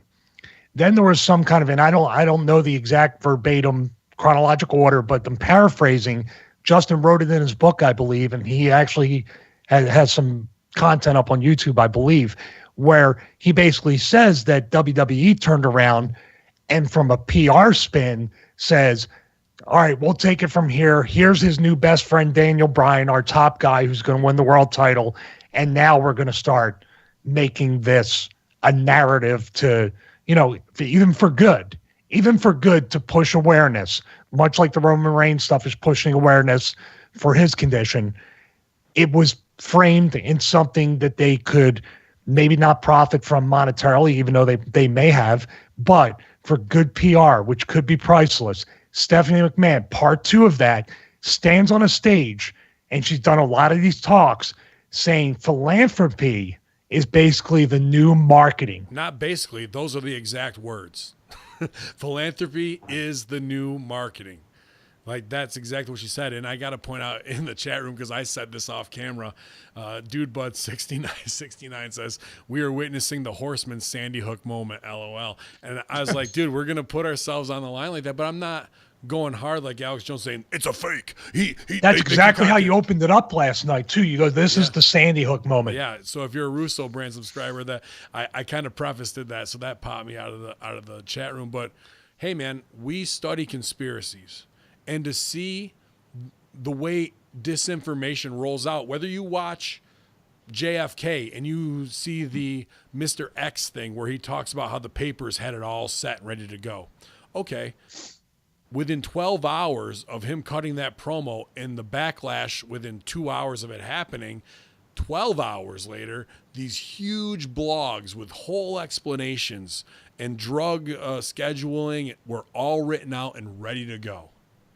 That raises another flag to me. You're trying to work us. You're not going to fucking work the boys. So that to me is something very strange that stands out in what they try and do to cover story or what have you. And like I said, with the Jussie Smollett thing, I'm already fucking burned from that. So if I even smell a whiff of a fucking work, why am I not going to call it out? And I may be wrong. I'm not calling this that's actually what he did. But it's got to be talked about because that's what we do here at Hameen Media. I think the part, the Roman Reigns part, is not even the part that we're addressing. And I put this over too in the chat in Hameen Media, in Russo Brand. The real question is WWE capable morally of trying to pull this work in order to get Roman Reigns over? But then there's Jussie Smollett thing. They couldn't have banked on that. Is that where you're going, Stevie? Like, are they? No, and what I was going was there's a guy in a family who basically preach about not worrying about any kind of spiritual consequence of any of their actions. He's defeated God on pay-per-view. Right. There's all sorts of satanic symbolism that's all over the show and backstage. I'll agree. There's all sorts of stuff. Let them all burn. That his past actions on TV, which have mirrored off. Mm-hmm. And like I said, we're not talking about Roman Reigns or his family or his situation or even question of leukemia, but are we looking at WWE looking at the situation and just like they do with characters, with gimmicks, with angles, with presentation, saying, let's make the most out of this. Right. Okay. I'm sorry, every single wrestler who's been injured, they've shown the fucking surgery video. Okay, this guy's toe is fucking jammed. We got to show Dr. Popufnik surgically removing his toe from the foot and replacing it with a metal toe. He'll be back in 6 weeks. God bless him. They would have had every fucking Samoan on TV. We're here for you, Roman. We're here for you. And they would have shown everything. Everybody would have been around him. They'd have been at the chemo treatments. They'd have been all over the place, putting it over that we're one big family at the WWE. How much of that did we get?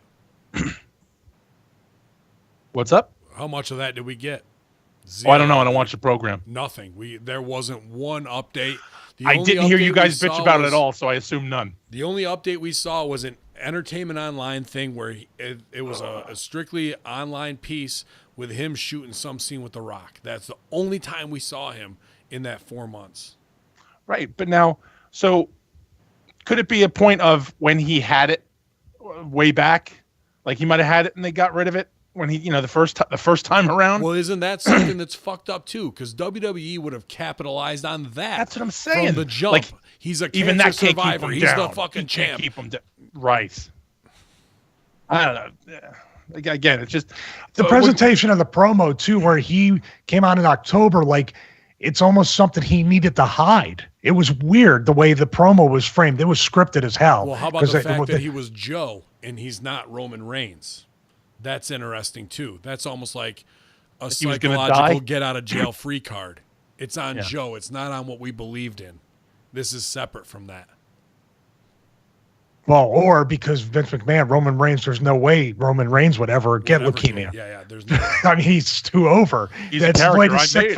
Dude, we laugh, but that's the way wrestling bubble thought is. Like that character would be too strong to get that. Yeah. Joe had it, not him. Like, and Scott, you do it in the voice. She would do it better. Yeah, Joe. Roman Reigns will never have cancer, pal. He's immune to everything. Yeah, we tried to give him AIDS. He killed it. He killed AIDS. Yeah. By the way, that Sal, the Lacey Evans runway walk, she's like the 1920s look with the big hats and everything. Oh, yeah. We were like, "Where's Sal at?" Because we started going, "Hey, look at her go, look at her go, Look that at the fully gams clothed on woman. that dame over there. Yeah. Look at that broad right there, huh? How about it?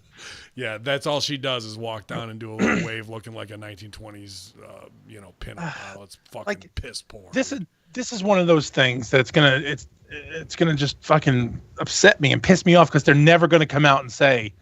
We're never going to have an answer. Yeah.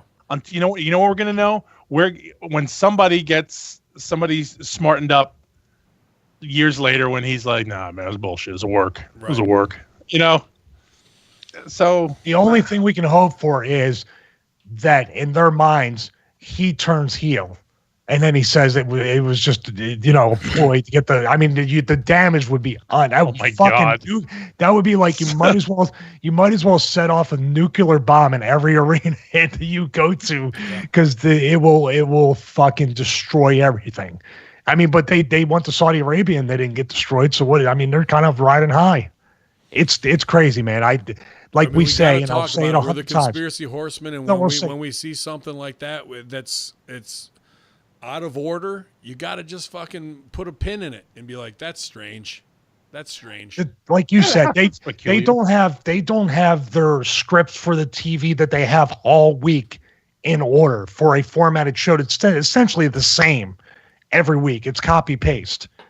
This whole thing was just like, my dude, these were fucking dissertations that I was reading. These were videos and all this other stuff and everything. And like I said, we don't put anything on Roman Reigns' family or himself or his condition. We're saying that was somebody in the back, just like you say on Russo all the time. Was there a guy? Is there people that are actually dudes or girls that are hired to pick out the fucking sickest kid in the audience? Because you've talked about that before. How can you not? Like, there is a wall somewhere in Stanford with 5 or 6 Make-A-Wish kids on that wall. And of that, they have to choose the top 2. And of that criteria, who's going to live through WrestleMania? Who's the most marketable on camera? Who can do promos and pop the crowd if we give them something to say? And who's going to give us the most noble edge effect of endearing our crowd to us based on the most relatable disease? That's somebody's fucking job. Think about this. I'm not going to shit on that one side because this is long ago before I was ever in wrestling. I was substitute teaching. I was work with, the disabled kids, and there was this kid Russell who was in a wheelchair who loved wrestling. I do a fucking JR impression for him. He'd pop huge. So I wrote WWE, and Palma Brox, who I believe is retired, handled all that stuff before it became the Noble Edge effect that Stephanie took over with philanthropy as the new marketing. This was just them, going into the warehouse, and they sent a bunch of swag. I mean, a huge box full of T-shirts, everything, Hardy Boys necklaces, fucking just tons. Took it into the class, gave it to all the kids. Their minds were blown. And they sent 4 tickets for Russell, myself, his uncle, and his dad to go to the house show in Syracuse, New York.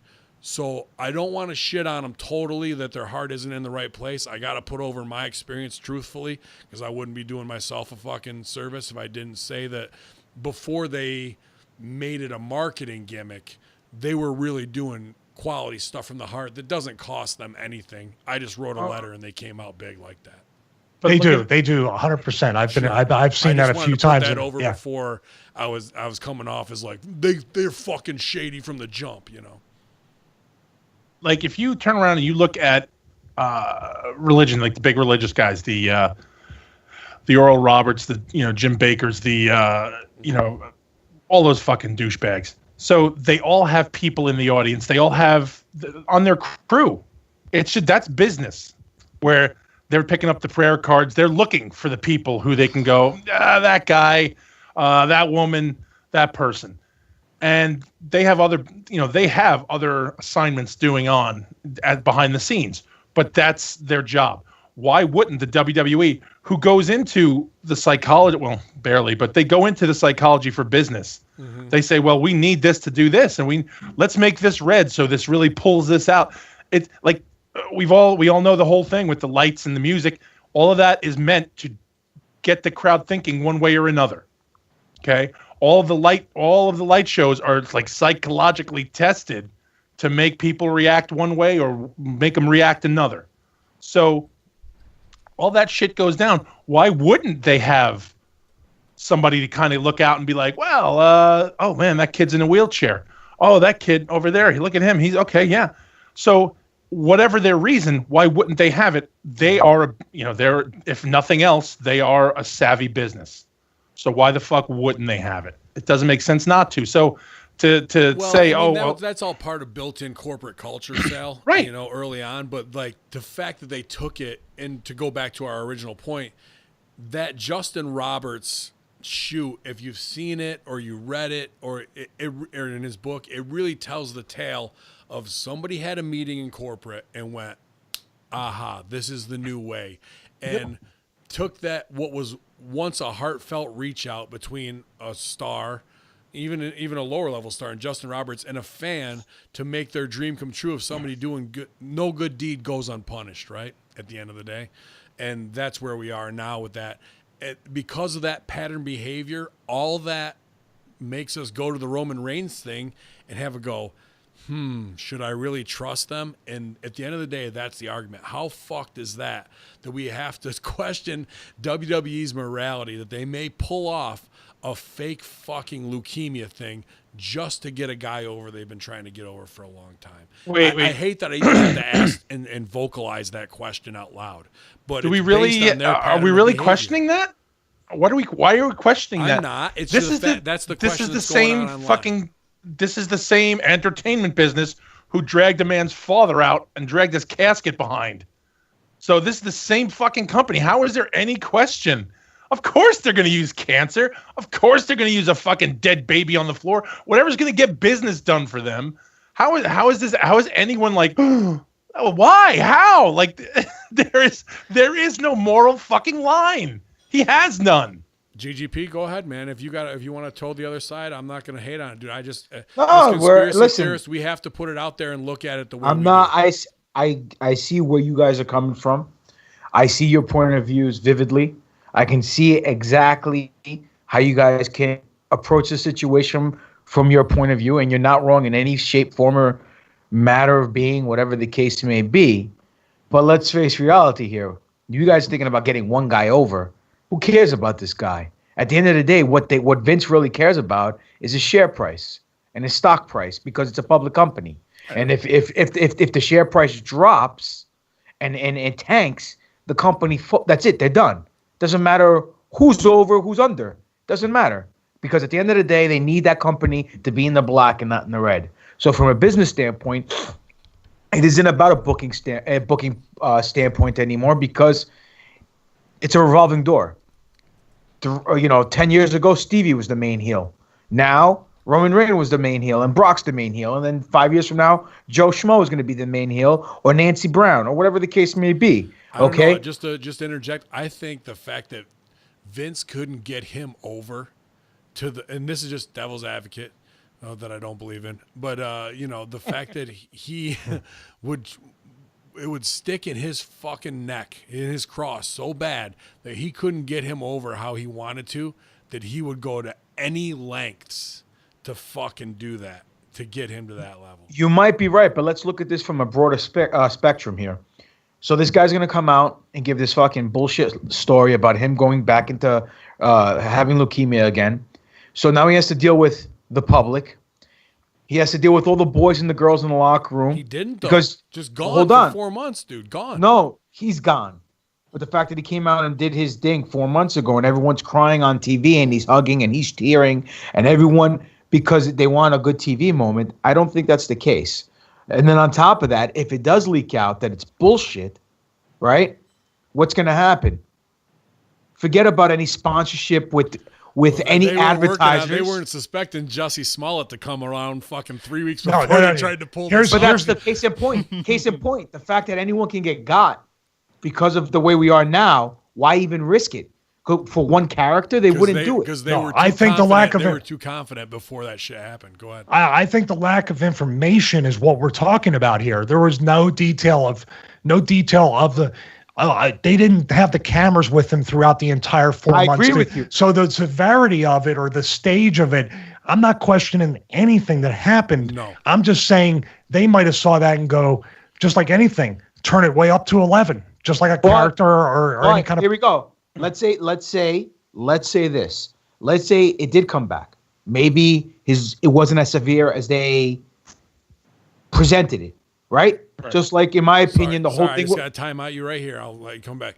Think about what it takes to get signed, and that you have to have a physical, and you have to have all that shit disclosed. The fact that he had leukemia before, and we didn't know about it, that's interesting. Sorry, go ahead. Well, that could be a personal choice. Like you said, the character might look weak on TV in certain people's eyes because there's a dent in the arm. I'm with that. Hold on. Let me finish my statement before CTE kicks in. So, with that being said, maybe they said, okay, we normally do AB3 when someone gets hurt. Let's not approach it this way because, one, either Roman Reigns doesn't want it because of his family and his kids, whatever the case may be, or if we don't approach it this way, it looks more realistic because it's not a torn quad. It's life-threatening cancer. Dude, even if it wasn't, if they didn't know before, when they heard at that time, they were like, yes, all right. You think so. But look at all everyone's talking about it now because they didn't handle it like business as usual. So in retrospect, it kind of worked in their favor because everyone's talking about it now. But everybody's looking at it as bullshit. Doesn't matter. Even they could look at it. No, it doesn't. I mean, Vince faked his own death on TV. Quick question. So let me ask this. But one was a known fiction. The other one was played as a shoot. Go ahead. Okay. So hang on. So did Roman sit at home for these 4 months? Did Vince pay him for sitting at home, or was he off the roster? Wouldn't you though? If you're Vince, you don't. But this is what I'm saying. Like the superstar level that you want to, come up with this scheme. It's the reinvention of cooling a guy off. Russo talked about it last night, how Hogan and all those guys got hot of him when he cooled them off so he could bring them back as bigger stars. But maybe he just convinced Roman, like, hey, we're going to do this. When you come back in 4 months, you'll be a bigger star than you ever were. Now, was he paying him, or did he lay him off? Go home and take care of that leukemia, kid. Come back, we'll get you back in 4 months. You think they're gonna fire someone with cancer? Of course not, dude. No. Well, yeah, they might. Yeah. How about the fact they might. Let's say there was even any skepticism about Roman Reigns having it or not having it. Where's a nurse? Where's anybody in the 11? It's so easy, so much easier than these huge blog diatribes that are perfectly placed for the dirt sheets.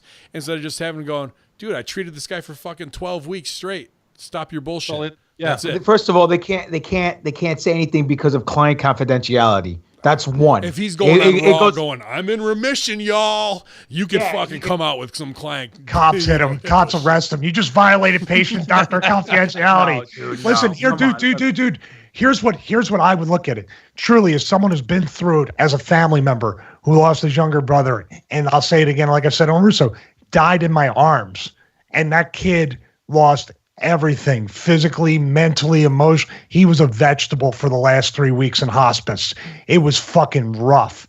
So what I'm saying is, if I saw Roman Reigns each time, because dude, when he said that, I was about to cry. When he said, I'm in remission, y'all, that fucking hit me. That was like one of the most emotional moments on TV that I've ever seen play out. If you had done the 4 months, I'd be glued to the network and the website and watching Raw and SmackDown and putting it over saying, dude, this is fucking inspires me. Seeing this guy go through this, dude, I need to get off my ass and fight. Dude, there's such a message within that. Show the low and the highs, and then he comes back. And now when he comes back to that, I can run through a fucking brick wall. Hold on a second. Do you see how that? I see exactly where you're coming from, but let's look at it like a moon landing perspective, meaning this. Let's say they did have the cameras follow him. Let's say they did document it and they did put it on the network. And let's say, knock on wood, the worst happened, he passed away. How are they going to finish and pay off all that and have a bad ending? So what happened? Tribute to Roman Reigns. Okay, a tribute, bro. Okay, you know your fucking stock price goes up when you die. All those fucking Ronin matches are gonna get mad views when you go. Yeah, but look, what I'm saying is this. Nobody paid for that. What the fuck? Yeah, but what? Come on. What I'm saying is they have too much to lose. I'm ending this show. Fuck that. That was fucking funny, dude. I'm signing. They have too much to lose on a grander scale than getting a character over. Yes, they do. Saudi Arabia. Yeah, I agree they with have you. nothing to lose. Listen, they have everything to lose. Because if it comes out that they faked cancer on somebody and they used it as a fucking storyline tactic, they would lose their Komen sponsorship. They would lose their Make-A-Wish. Fucking Komen's is more dirty than they are. Yeah, I understand, but it's still perception in the public eye, and in the public eye, that's what moves the market. All right, they would lose the if we were in the locker room right now, the four of us in any company, and I did a cancer gimmick and I faked it, and you guys cried your eyes out, and I kayfabed you, and you guys are my boys, and I come back and you guys find out that I was bullshitting you guys, would you guys want to talk to me? Would you guys want to work with me? No, I'd be hot, but I'd be like that. Exactly. But at the end of the day, your legacy would go down as one of the biggest heels the best ever. Workers are the shittiest fucking assholes. Andy Kaufman type shit. Yeah, that's what that would go down as that. Pop it on. We're not saying that he did not have it. We're not saying that he did not get treatment. What we're saying is that the WWE, this is 180 outside of what they would do, and it's not about respecting the family privacy or his privacy or anything like that. This, if anything, if Vince wanted to, he'd be like, we need to be in those treatments. We need to get an interview because this will get you over. There had to be. I understand that, but Stevie, okay, let's say you were in the position where Roman is now, not physically, but let's say something went down like that where unfortunately your brother passed away, and I'm sorry for your loss, but they wanted to film it, and you looked at Vince and said, Vince, fuck you. That's my family. I'm not doing it. But you got to get over, kid. Hell, God damn it. That's the best TV there is. All right. What are you going to say? Okay. No, you're going to say, go fuck yourself. I'm going to go one better with you right here. I'm telling you the exact fucking opposite, and it still pisses me off today. Fucking Dusty Rhodes and Vince. Fuck both of them. How's that? Because they made me sit down and tell the whole fucking story of my brother dying when I came back from all this shit, right? Then being told to your fucking face that you're not worth 4 minutes because you're not a big enough fucking star, and it's going to get you over too much to talk about your brother who died from fucking leukemia. That's the fucking people we're dealing with. That's what I'm saying. I don't understand how anybody finds any fucking level of from this or they could never do that. Well, they do. Sal, there is no fucking soul. They don't know that. What he just said, what Stevie just said. You didn't know that, Popping On, but that's what I was told. I'm sorry. I'm sorry. I wasn't trying to get too upset. Dude, that's the brutal. None of us knew that. I mean, from where he was last night, and we appreciate your honesty, Stevie, and it sucks that we have to go to that level, but that's what we. Not that we want to educate the WWE marks or the universe on this shit, but when people are like, how the fuck dare you? How dare you talk about Roman Reigns like that? Let me tell you about the fucking real of what's going on for the people who not know, but are like, okay, this doesn't fucking jive, and then know the personalities of the people in charge. And then, and not to get real petty with this, marks want to fucking talk to us on Twitter like they fucking know what really goes on or the way these people's personalities really are, when that's the fucking real shoot right there. And again, I'm just going to throw this out. Again, Big Show, Dad yanked out of the fucking ground. And I know it's a work, but seriously, still. Papa Don, let me ask you, Papa Don, you're working in WWE and they say, hey, we're going to, your dad died on the, for a work, and we're going to drag his coffin behind you so you and Big Boss Man's feud can build up. You cool with that? You going to tell him to go fuck yourself?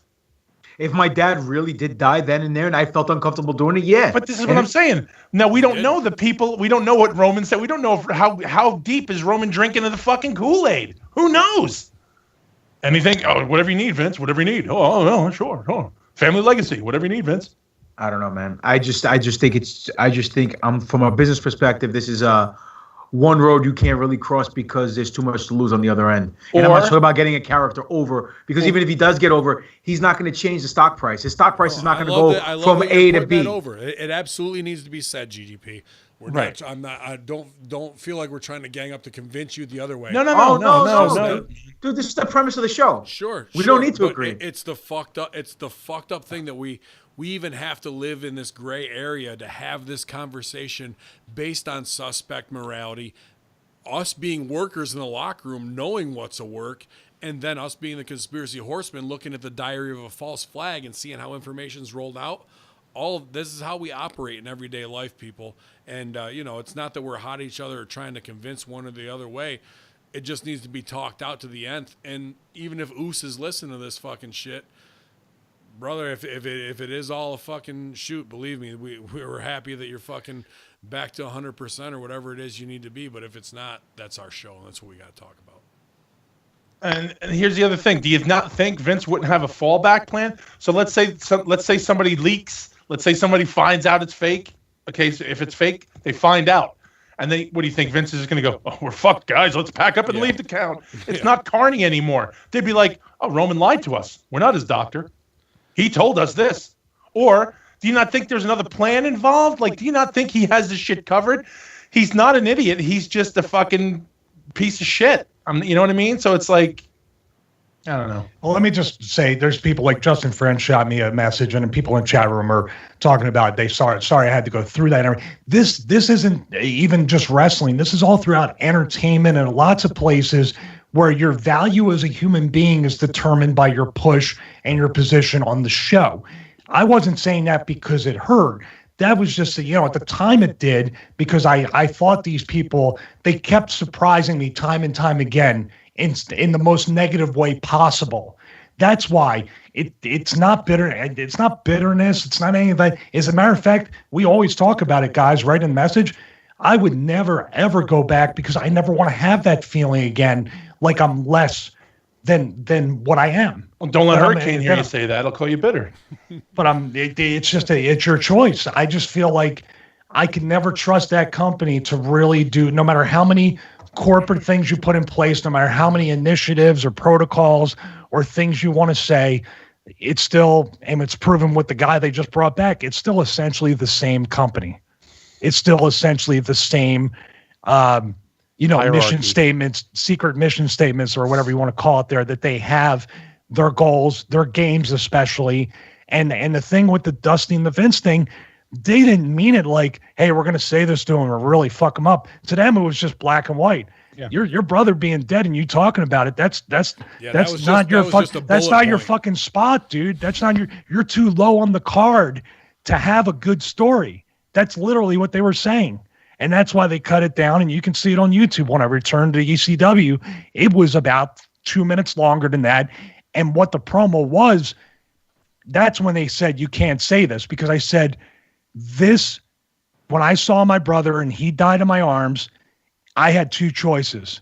I could either just sit there and feel sorry for myself and make excuses like I have my entire life, and it's cost me a lot of success in my personal and business life, or now I can take full accountability and culpability, and I can honor his fucking memory and be the best that I can be here and say here in the WWE.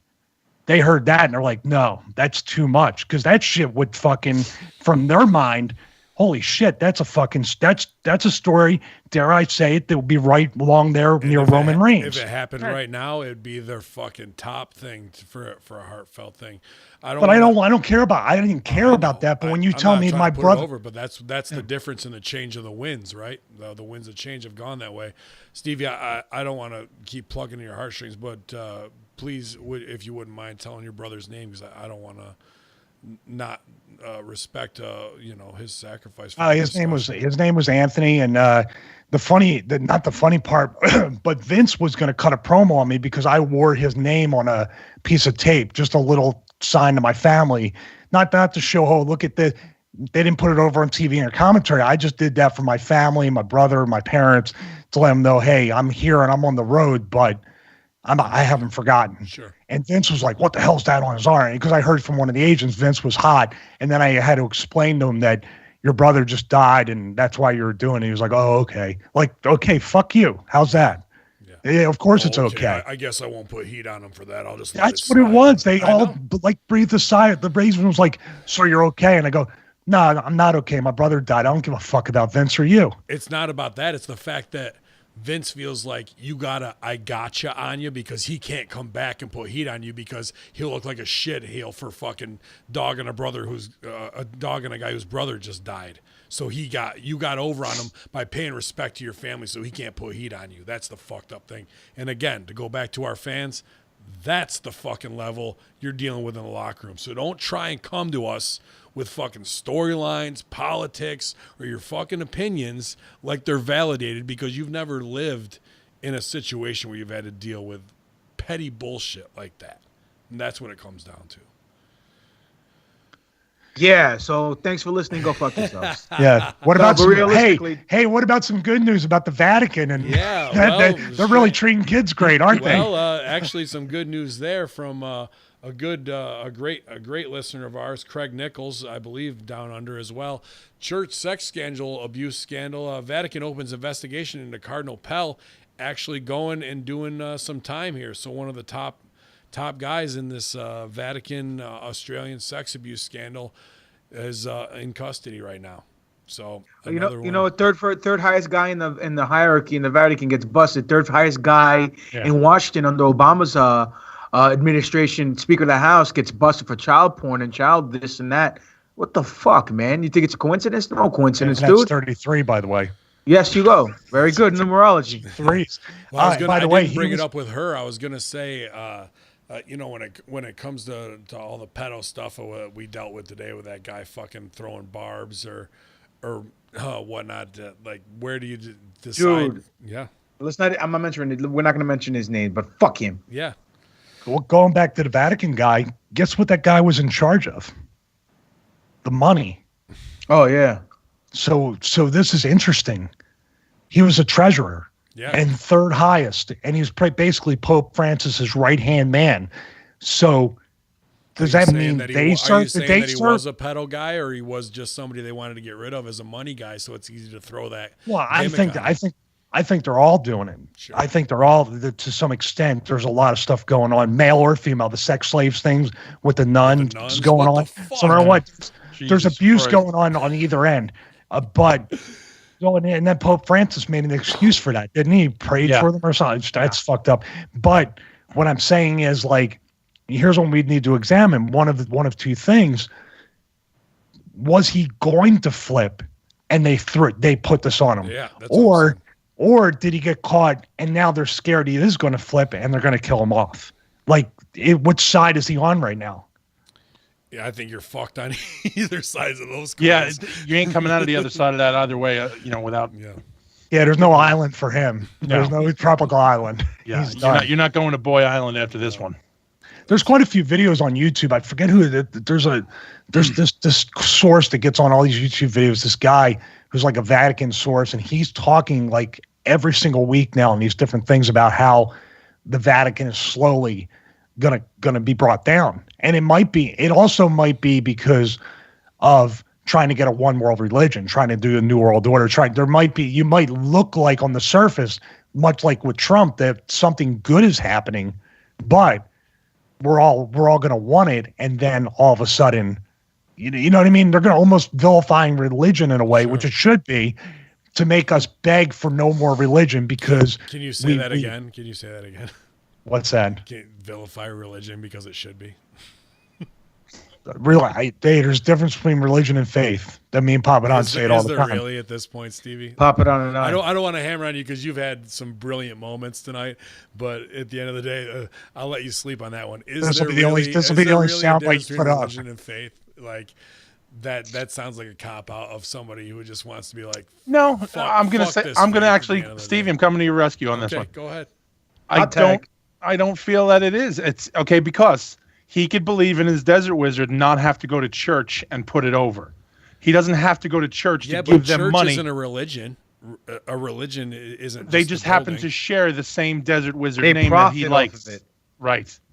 So he can be religious and have faith that this guy's going to come back and save him when everybody's fucking getting chewed up by reptiles. If little kids are fucking getting their pricks diddled by fucking the people they should believe in, that would shake my faith in the almighty desert wizard. No, because but he hasn't here's come the back deal, to though, fucking bro. regulate. He's letting your fucking kids get their cocks sucked by 70-year-old fucking gay closet men. That's he's not here. He's not here to do it. Way to go, Jesus! You fucking nailed it, bro. Way to show up on that one. Way to sauce botch that. Nailed it, pal. Might as well say it in Vince's voice. My faith is reinforced in you. You're so good. Everything you've done is excellent. Put it this way, buddy. You're gonna be U.S. champion. You are. After Stevie and Papa Don can both believe in whatever they want to believe in, whether it's a fucking sock, whether it's whatever, it doesn't matter. Okay, being part of the church doesn't make them religious. That makes them religious. It doesn't make them faithful. They can go to church every day. You can go to church on Sundays and not give a fuck what you hear, and then go home, and then not care about any of it, and break all 10 commandments. Doesn't mean anything. Why go? Well, that's the thing. Well, because your wife's making you, or your parents are making you, or you have to do it due to your confirmation because you don't want to go, but they're making you go, and they're like, "Sal, you gotta go, Sal. You have to go. I don't want to go, but you have to because your parents make you." You're gonna be confirmed that you're fucking an accomplice to child molestation. Confirm me, everybody. Let me put my hand on this book. I had my baptism. I had my communion. I had my confirmation. Fuck means them, dick, burn them all, but I had to go. From them. But break all ties with them. Break all ties. Okay, but that's the thing. It's all ties. Desert Wizard was around before the fucking kid touchers started getting exposed and all this other shit. So now, are you just going to throw away all that? It's their faith. You can't just throw it away. It feels so good when you do, though. I guess, but like, not for them. They would just think about how sad. They haven't tried throwing it away. So think about how sad these two would be if they were like, there really isn't anybody, and Jesus didn't help me. And because I'm really the same what would happen with the same morality. Amazing. You know what would happen if it comes out that there is no Jesus and there is no heaven? I'll go freaking postal and start taking all these kid fuckers out, and I wouldn't care. Because there wouldn't be a hell for me to go to. Heaven and hell is the only thing keeping you from taking kid touchers out? No, I'm kidding, dude. Well, here's the thing too with what they have hiding in the Vatican and the archives, the information that they are not telling us, and it's tons. You think the government is hiding shit from us? The Vatican archives are miles and miles and floors down below. Does that strengthen your faith in them, or does that? No.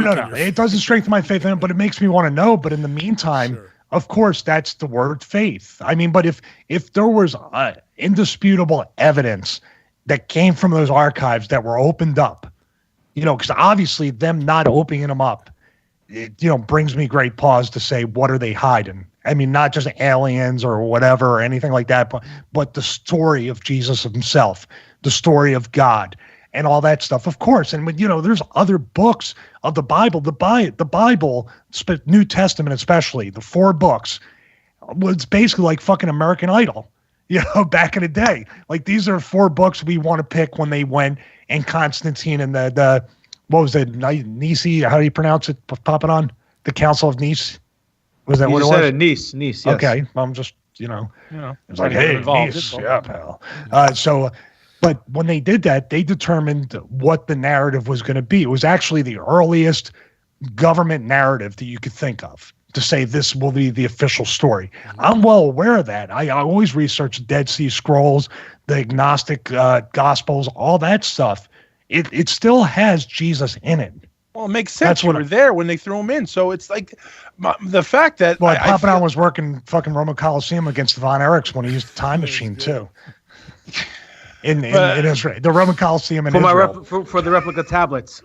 That's right. The belt looked like Daniel Bryan's. That was a good throw yourself under the bus right there. That's good, man. There, I like that. Can we answer some emails? Stop talking about bullshit religion. Yeah, Yallah. Ed McMahon, American Family, Horseman from Jason Schwartz. Horseman, I'd like to clarify that Ed McMahon, hey pal, with Publishers Clearinghouse is not a Mandela effect. He was with a company called American Family Publishers, who was Publishers Clearinghouse competition at the time. He was always, in caps, stressed to look for the sweepstakes envelope with my picture on it as a way to distinguish it from Publishers Clearinghouse. So this was never a Mandela effect. It was just our minds associating a famous person with the most well-known brand in a particular field. The YouTube link from 1985 commercial below is evidence. And it is a legit link. I'm not going to fucking shit on it, but I will serve that softball up. Sal, feel free. No, like, again, we went and looked, and you go on, you can find all the Ed McMahon hand and checks overs. You know, like that was there. We found that the day we went over this. What was the name of the company he said he worked for? Which is American House, Publishers. Yeah. It sounded just like Publishers Clearinghouse. So again, I don't trust my memory that much with it because it wasn't something I paid attention. We just automatically said Publishers Clearinghouse.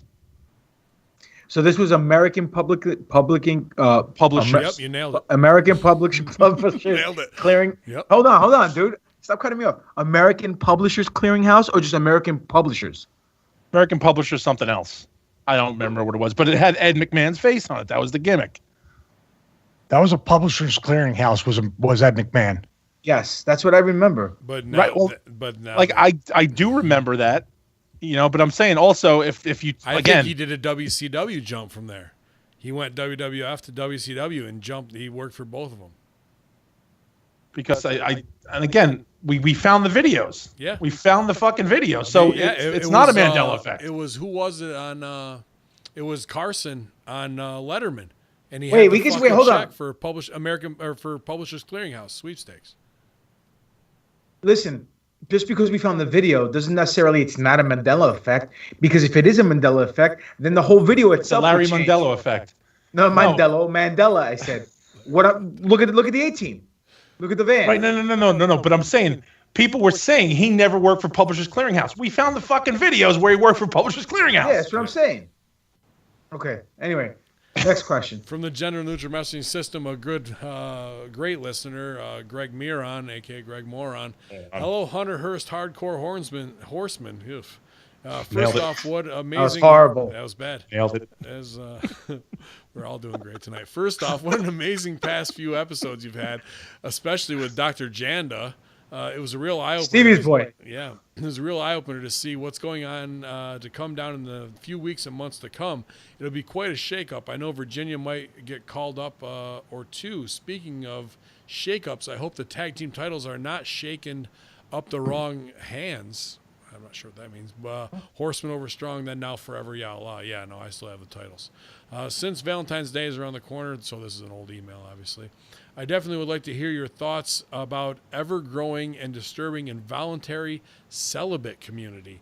The community that's well known for hopeless, scrawny male virgins who will bitch and moan about not having a date for 20 hours straight on a PC. They've always get the mention whenever some false flag attack pops up, and in 2018 they had some pretty noticeable ones. I know for sure whenever the fake news media puts the spotlight on toxic communities, it becomes a breeding ground for more lie hop and my hop events. For those who don't know, that means let it happen on purpose or made it happen on purpose. Events to further the divide. And I wonder, when will the next false flag be involving this group? How big will this ridiculous group get? Or will it start to shrink? I would and would the $5 face slap to every one of them make the bank make more bank than the TARP Emporium?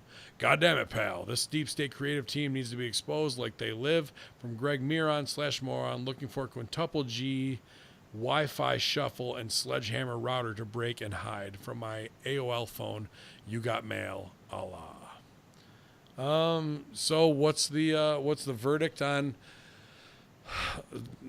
what is it called? Involuntary celibate community? Isn't that just married men? Yeah, it's ISOL or right, those guys. That's Yeah, I think Al Bundy had it. Wasn't it called No Ma'am? Yeah. Yeah, it's a new like shit. Like It's the new one. God damn it. Go ahead, man. You haven't do that, gone Sal. this far. Let's do it. No, I can't. Dude, after everything we talked about, You I don't won't. think this is gonna stand out. You won't do it. No, it's the new pussies who are able to fucking come out and just be fucking almost chicks themselves. Well, it's what they're not doing. It goes to me when I read that. I instantly flashed back to Animal House with the dude on the fucking steps playing the fucking Right, I gave my love a cherry. and he Yeah. fucking smashes the. Yeah, It's just yeah. little pussies who don't know how to spit game, trying to be like, I'm saving that's the thing, myself to incel. hopefully buddy Incel, up that's it. to some chick. Like, That's the thing. whole These are the same fucking.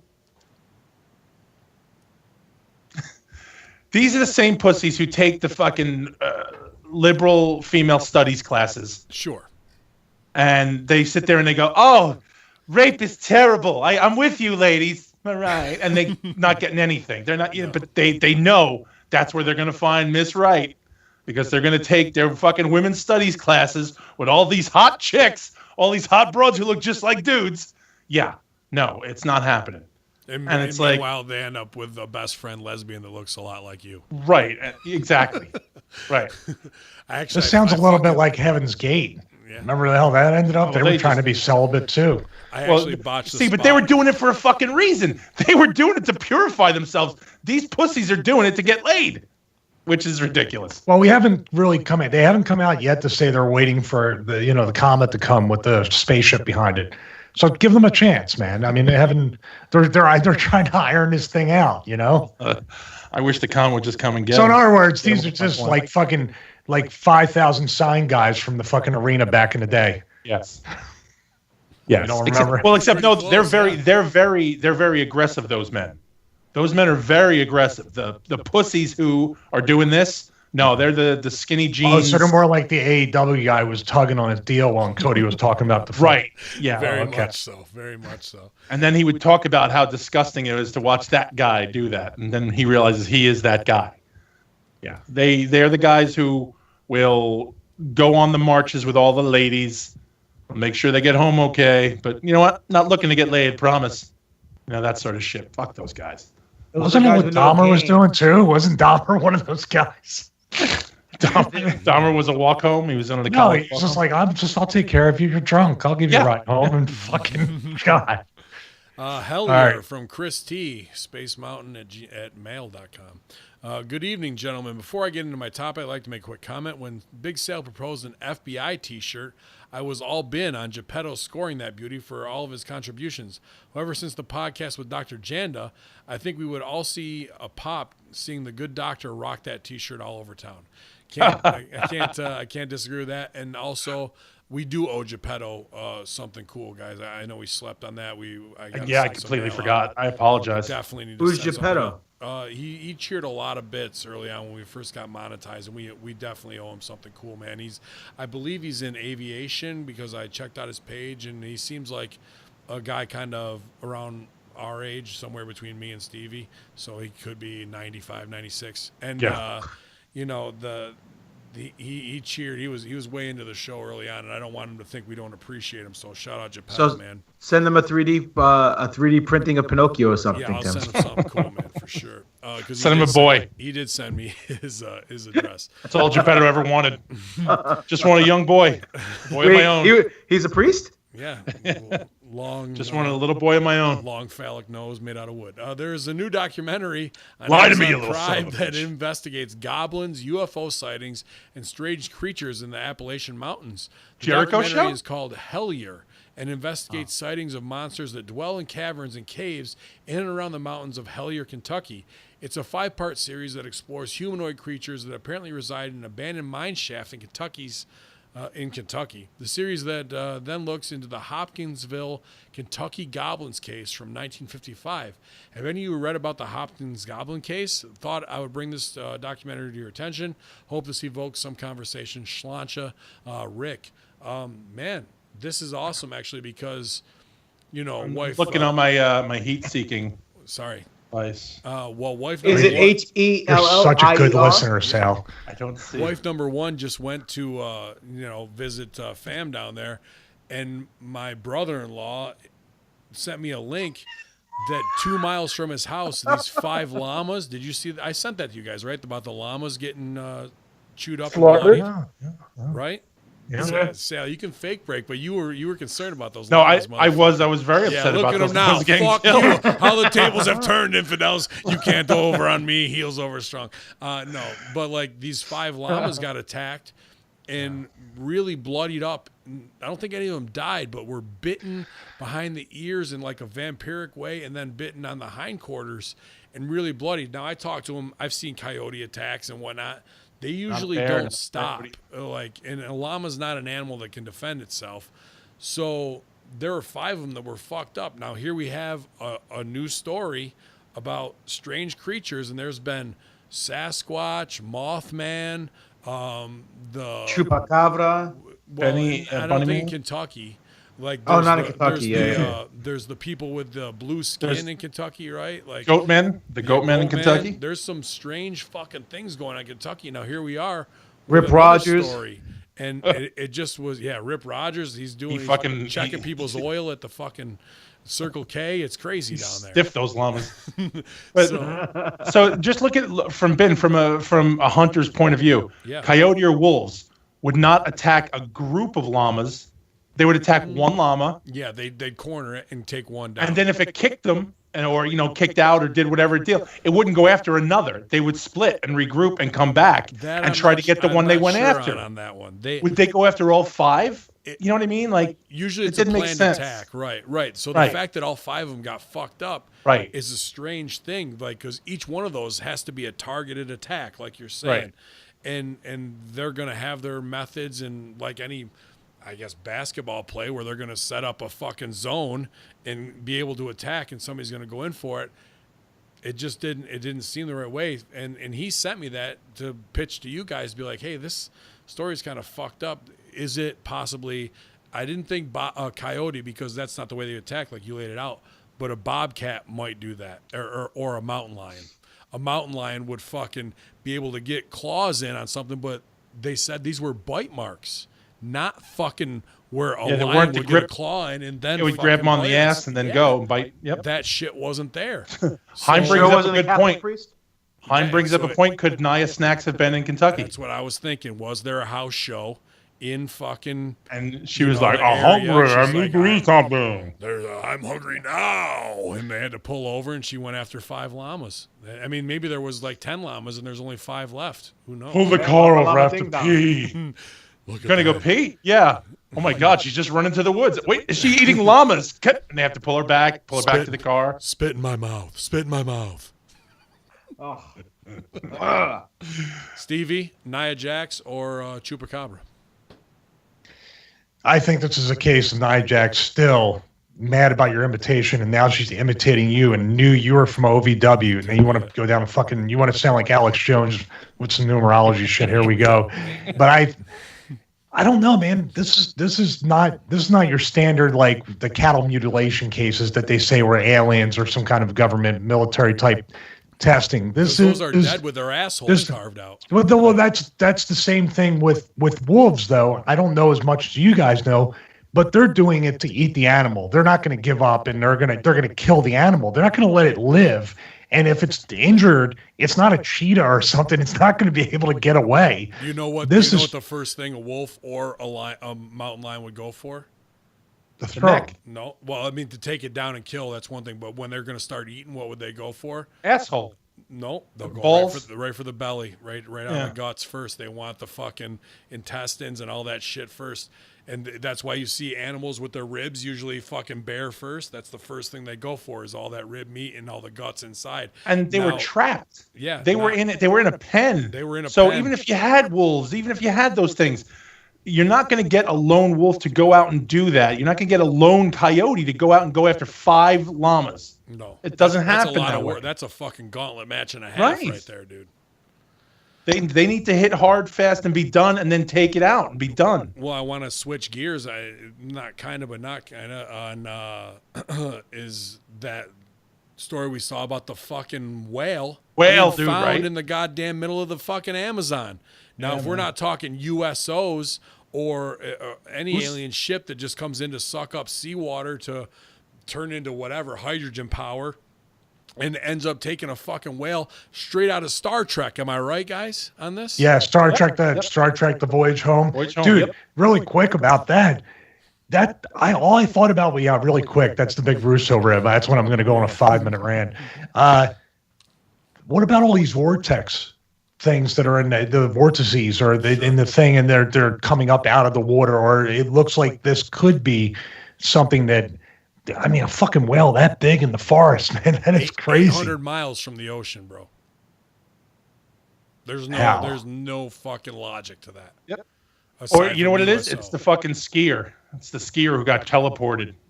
Oh, You know what I mean? Yeah, that could Yeah. be it too, bro. Why not? CERN. Why not? Mm-hmm. I blame CERN.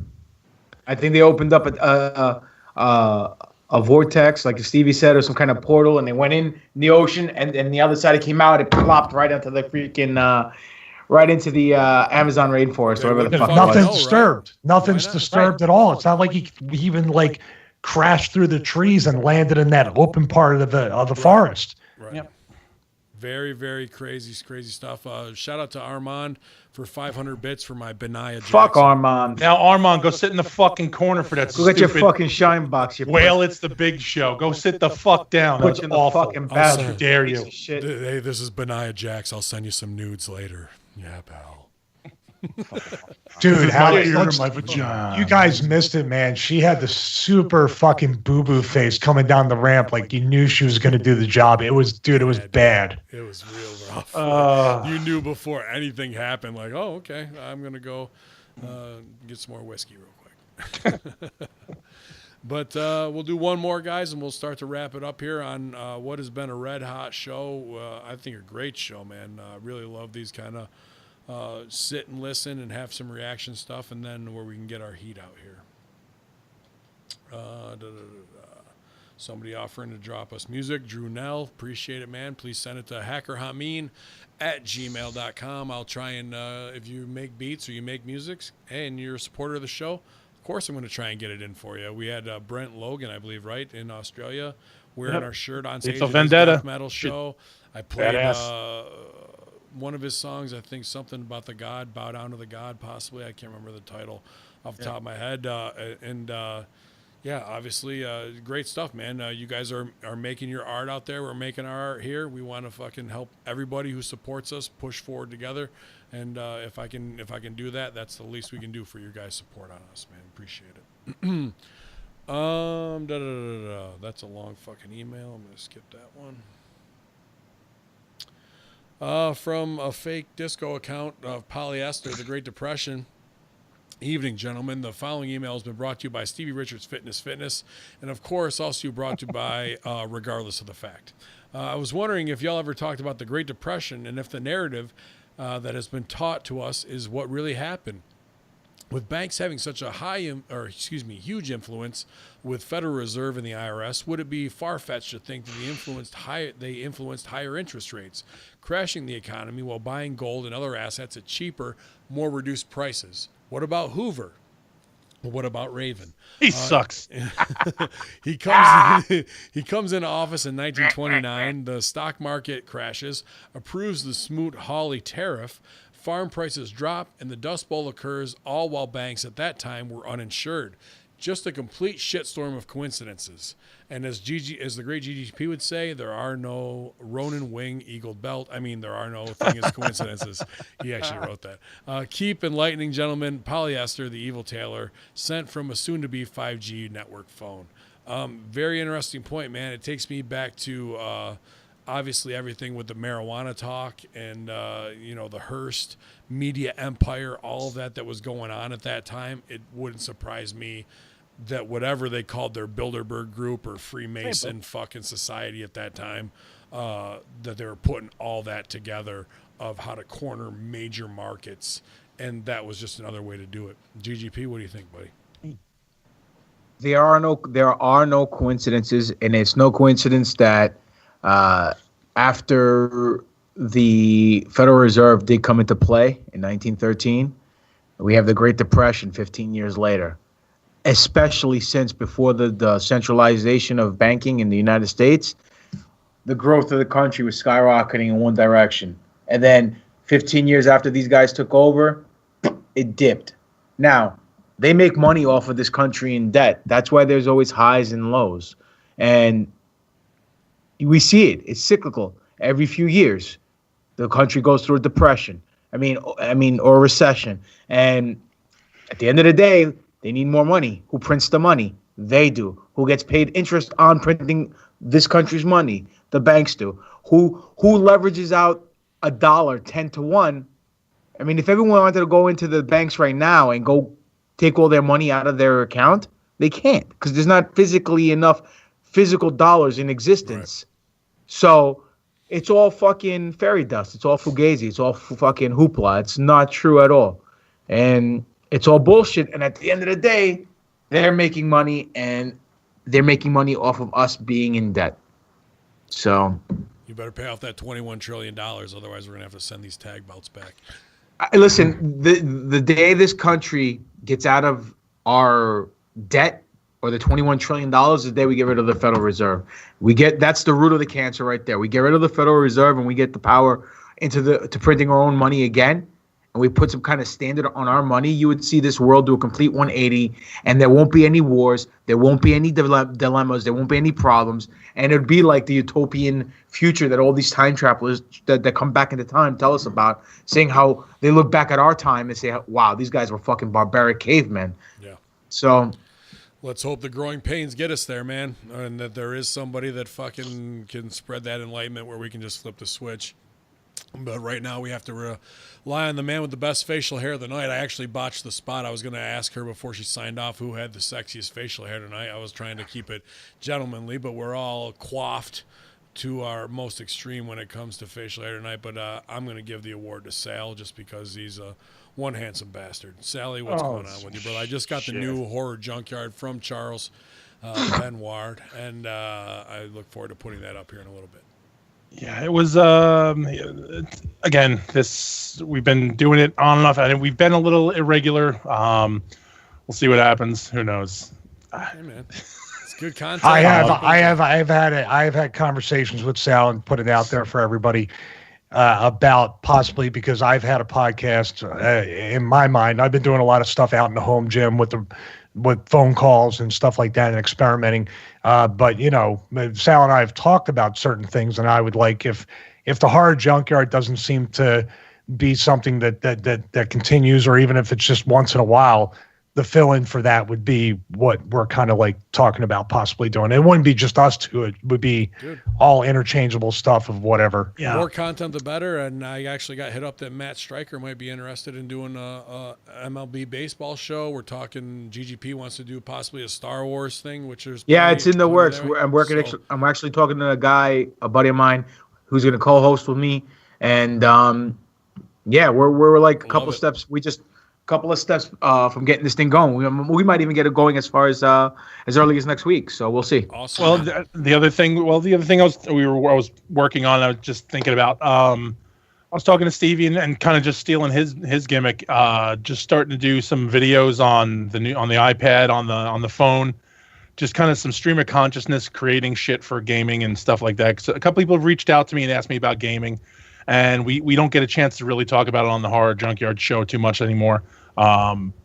we focus on one thing. So I'm going to be kind of just maybe picking up and doing it, stream of consciousness shit, and see what happens. So you might have more content and you get annoyed and be like, stop.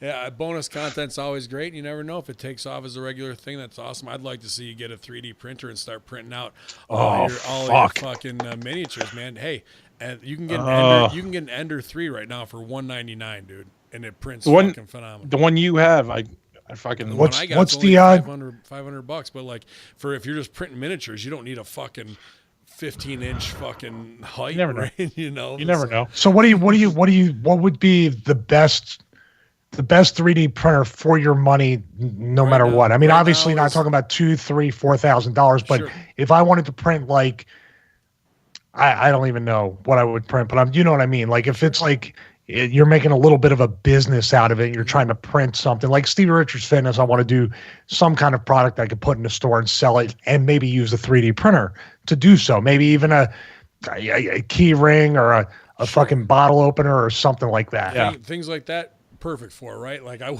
wouldn't print band handles because I wouldn't trust their structural integrity based on something that's plastic injected molded. But you can get what I have is a Creality, reality with a C in front of it, CR10S, CR-10S, and you can get that for under $500 right now, and that will print as incredible quality as any $2,000 to $10,000 printer will.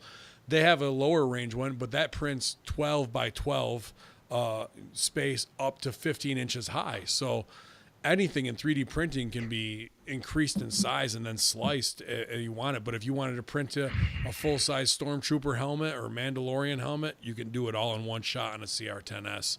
That's. Does that have a Goodman compressor with it? I'm not sure if I got the Goodman upgrade on that or not because I had a failed print last night. I'll have to double check. But I would suggest the Creality CR10S or the CR10S Pro if you got a $500 to $700 price range. If you're looking just to print miniatures, like for something. Did you see? I think I sent you guys that picture of that giant that dude did on an Ender. Yeah, that was fucking gorgeous. It's unbelievable. Holy I showed fuck. you guys the fucking the pieces that dude made, the Iron Man suits, right? Yeah. Now that guy, he puts those on and goes and charges people $300 to show up at their kid's birthday for 25 minutes. How'd you like that booking? Right? You just show up and take pictures? All day long, so dude. it took him maybe 60 hours to print the suit, another 20 to paint spend it. a week doing it, and then you bought 3 more printers with the fucking your first fucking gig. So I would love to see, I'm just hooked on it. Sal, I know how much you love it when I send you stuff. I think you would just be hooked on it, man, right away for what you're doing, RPG style. That'd be great content. Let me put over your fucking the black bag set off shockwaves because I had a black Crown Royal bag. Then some motherfucker came up and told me that they have a fucking Flyers one. Yeah, I heard about that. There was a Flyers. Son of a bitches. So now I've been looking. I've been on the search for now the Flyers bag because I got all the bags I need. I got every bag. And then I was told there's a fucking Flyers bag I need to get. There you go, Horseman fanatics. You want to please Big Sal Allah, you got to find that Crown Royal Flyers bag. Philadelphia Flyers Son of a bag. bitch. Sorry. 3D printer fund for Sal. How's that? Yeah, 3D. Hey, we can't even get money for your camera. Yeah, please.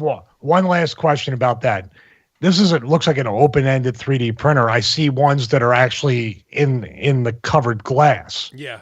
What's the difference? No difference? Most people print what's called PLA plastic, which is it's a huge fucking scientific thing for plastic. And PLA doesn't need to be heated up on the base, on the bottom. So you just have to spray some hairspray on the fucking gimmick and it'll stick to it. Where there's other plastic like ABS, which is a different type that's really a lot harder, like a Lego plastic.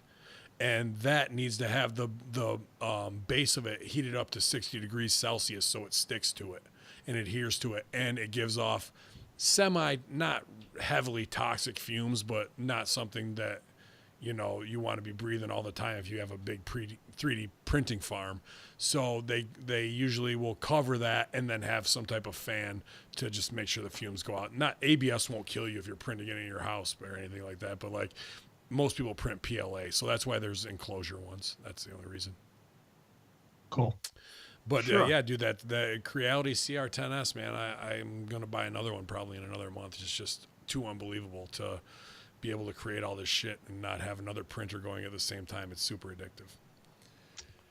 And you know what else is super addictive is StevieRichardsFitness.com. Going there for the 16-week workout, 12-week workout. I've done 42 miles in the last 2 weeks on elliptical and 5 days of Stevie Richards and 5 days of heavy lift out of those 14 days. So I'm feeling good. I'm down 14 pounds all the way around. I know we have a lot of new people based off of Dr. Janda's crew and based off of Russo brand at the Stevie Richards Fitness Hacker Hameen workout group there. So welcome to all those people. Stevie, how are you feeling right now with all these great new sales? No, I feel great. A lot of great people, a lot more people that are actually, what you would consider to be my age group, 50 and above. So they're right in line. My brothers and sisters in the 55 plus community where I'll be moving next month along with Russo. It's just incredible to see that come up in the Facebook group, get the emails. You can always email me, StevieRichardsFitness@gmail.com. I always try to answer the emails as quickly as I can. We got the 12 and 16-week resistance band training programs. We also have a shoulder mobility workout video. We have a 15-minute video that might update soon, so stay tuned for that. And also what we're working on, because there was quite a few people that had problems with, getting onto the floor and then standing, going up and down, a lot of knee, hip issues, back issues. So we're starting to develop and shoot a chair workout, all chairs with bands and stuff like that, just to try to, because there's an element of people that cannot be at this point successful with the 12 and 16 weeks. So it's up to me to create it for those people. It's not up to those people to catch up. I have to create a program for them. So that's coming very soon. One quick suggestion on that, can we look into a much lighter band? I'd love to see that be getting into retirement homes for people who are immobile, who need a much lighter resistance compared to someone who's trying to strength build and get into shape just to keep, warding off osteoporosis or whatever it is possibly. Yeah, the chair workout will probably be with and without a very light band and teaching them more of isometrics of how to engage, which will take a lot of pressure off people's joints. Because I think a lot of people, I noticed a lot of clients that I had in person over the years, they tend to stand and lean over, lock their knees and hips out instead of having like a slight core stance where they're actually 1 foot in front of the other and they have that core stability and they take all the pressure off their knees, hips, lower back. A lot of people stand up too tall, too straight, and lean over. And that's a big issue. That's something I think I'm going to address.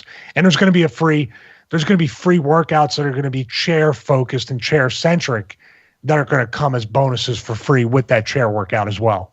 Awesome, man.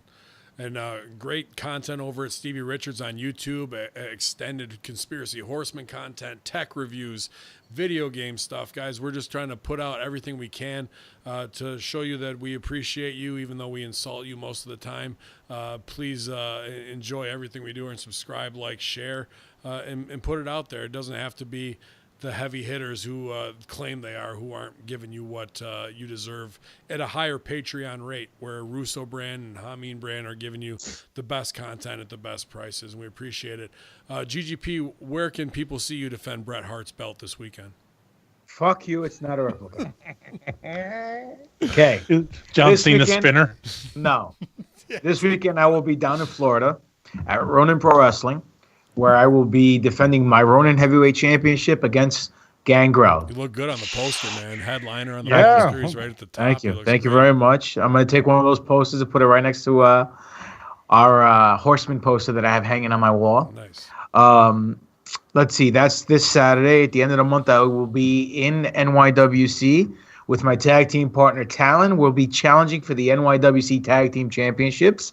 So there may be more gold coming to me at the end of the month. Nice. And I think that's all my booking so far for March. Other than that, you can catch me at Twitter, at Greek God Papadon, Facebook, Demetrius Papadon, YouTube channel, Greek God Papadon, and my Pro Wrestling Tees store. It's Pro Wrestling Tees / Greek God Papadon. Now, before I lead off, what's funny, Sal? What did they say?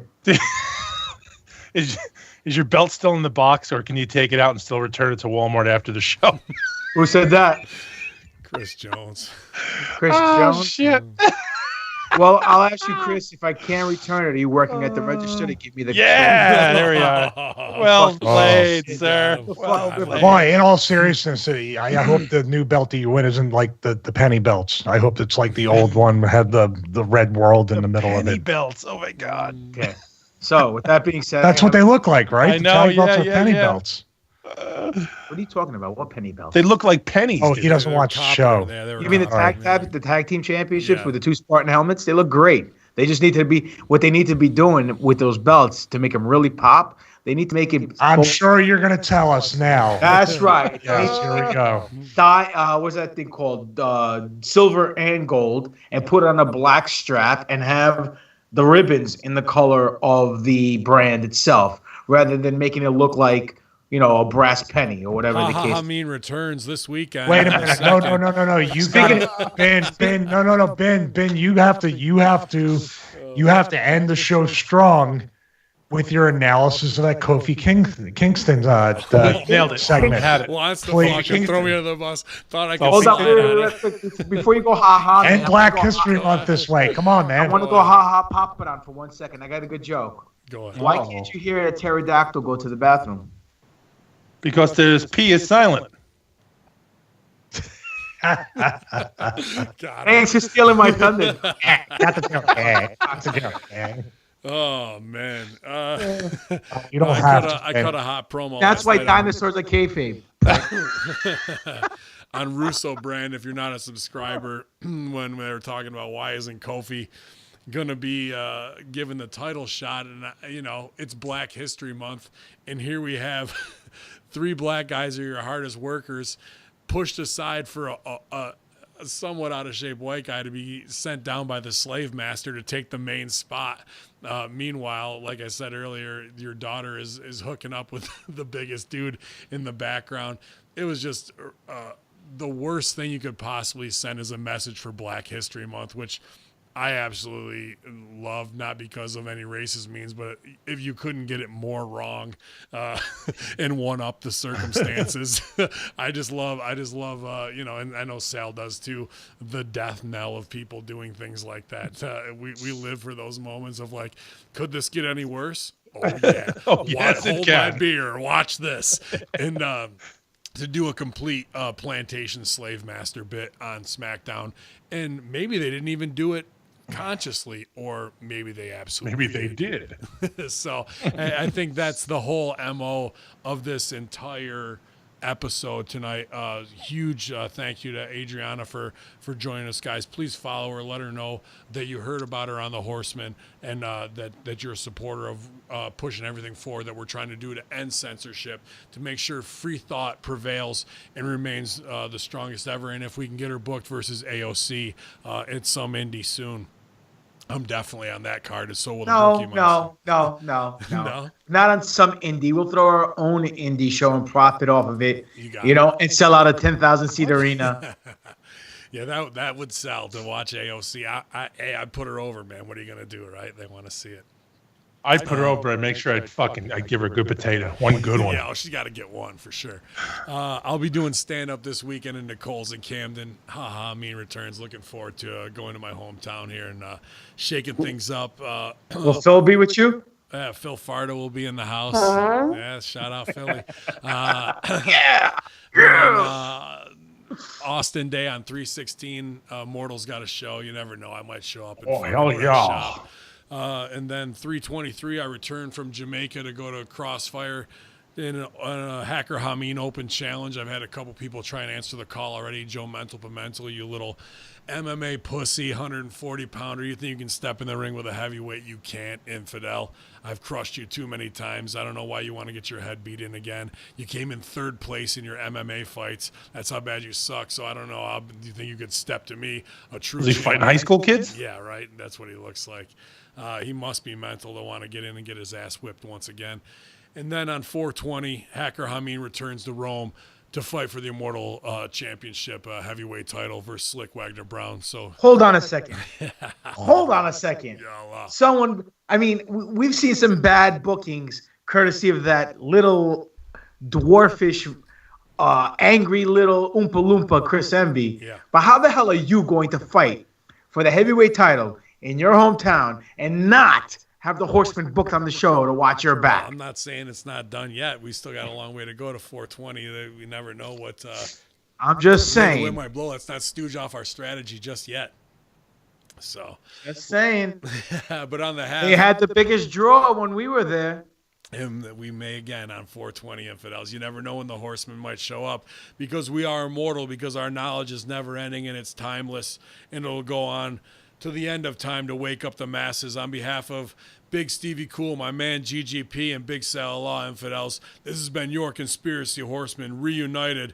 Shout out to my girl Adriana. Go follow her, Infidels. YOLO.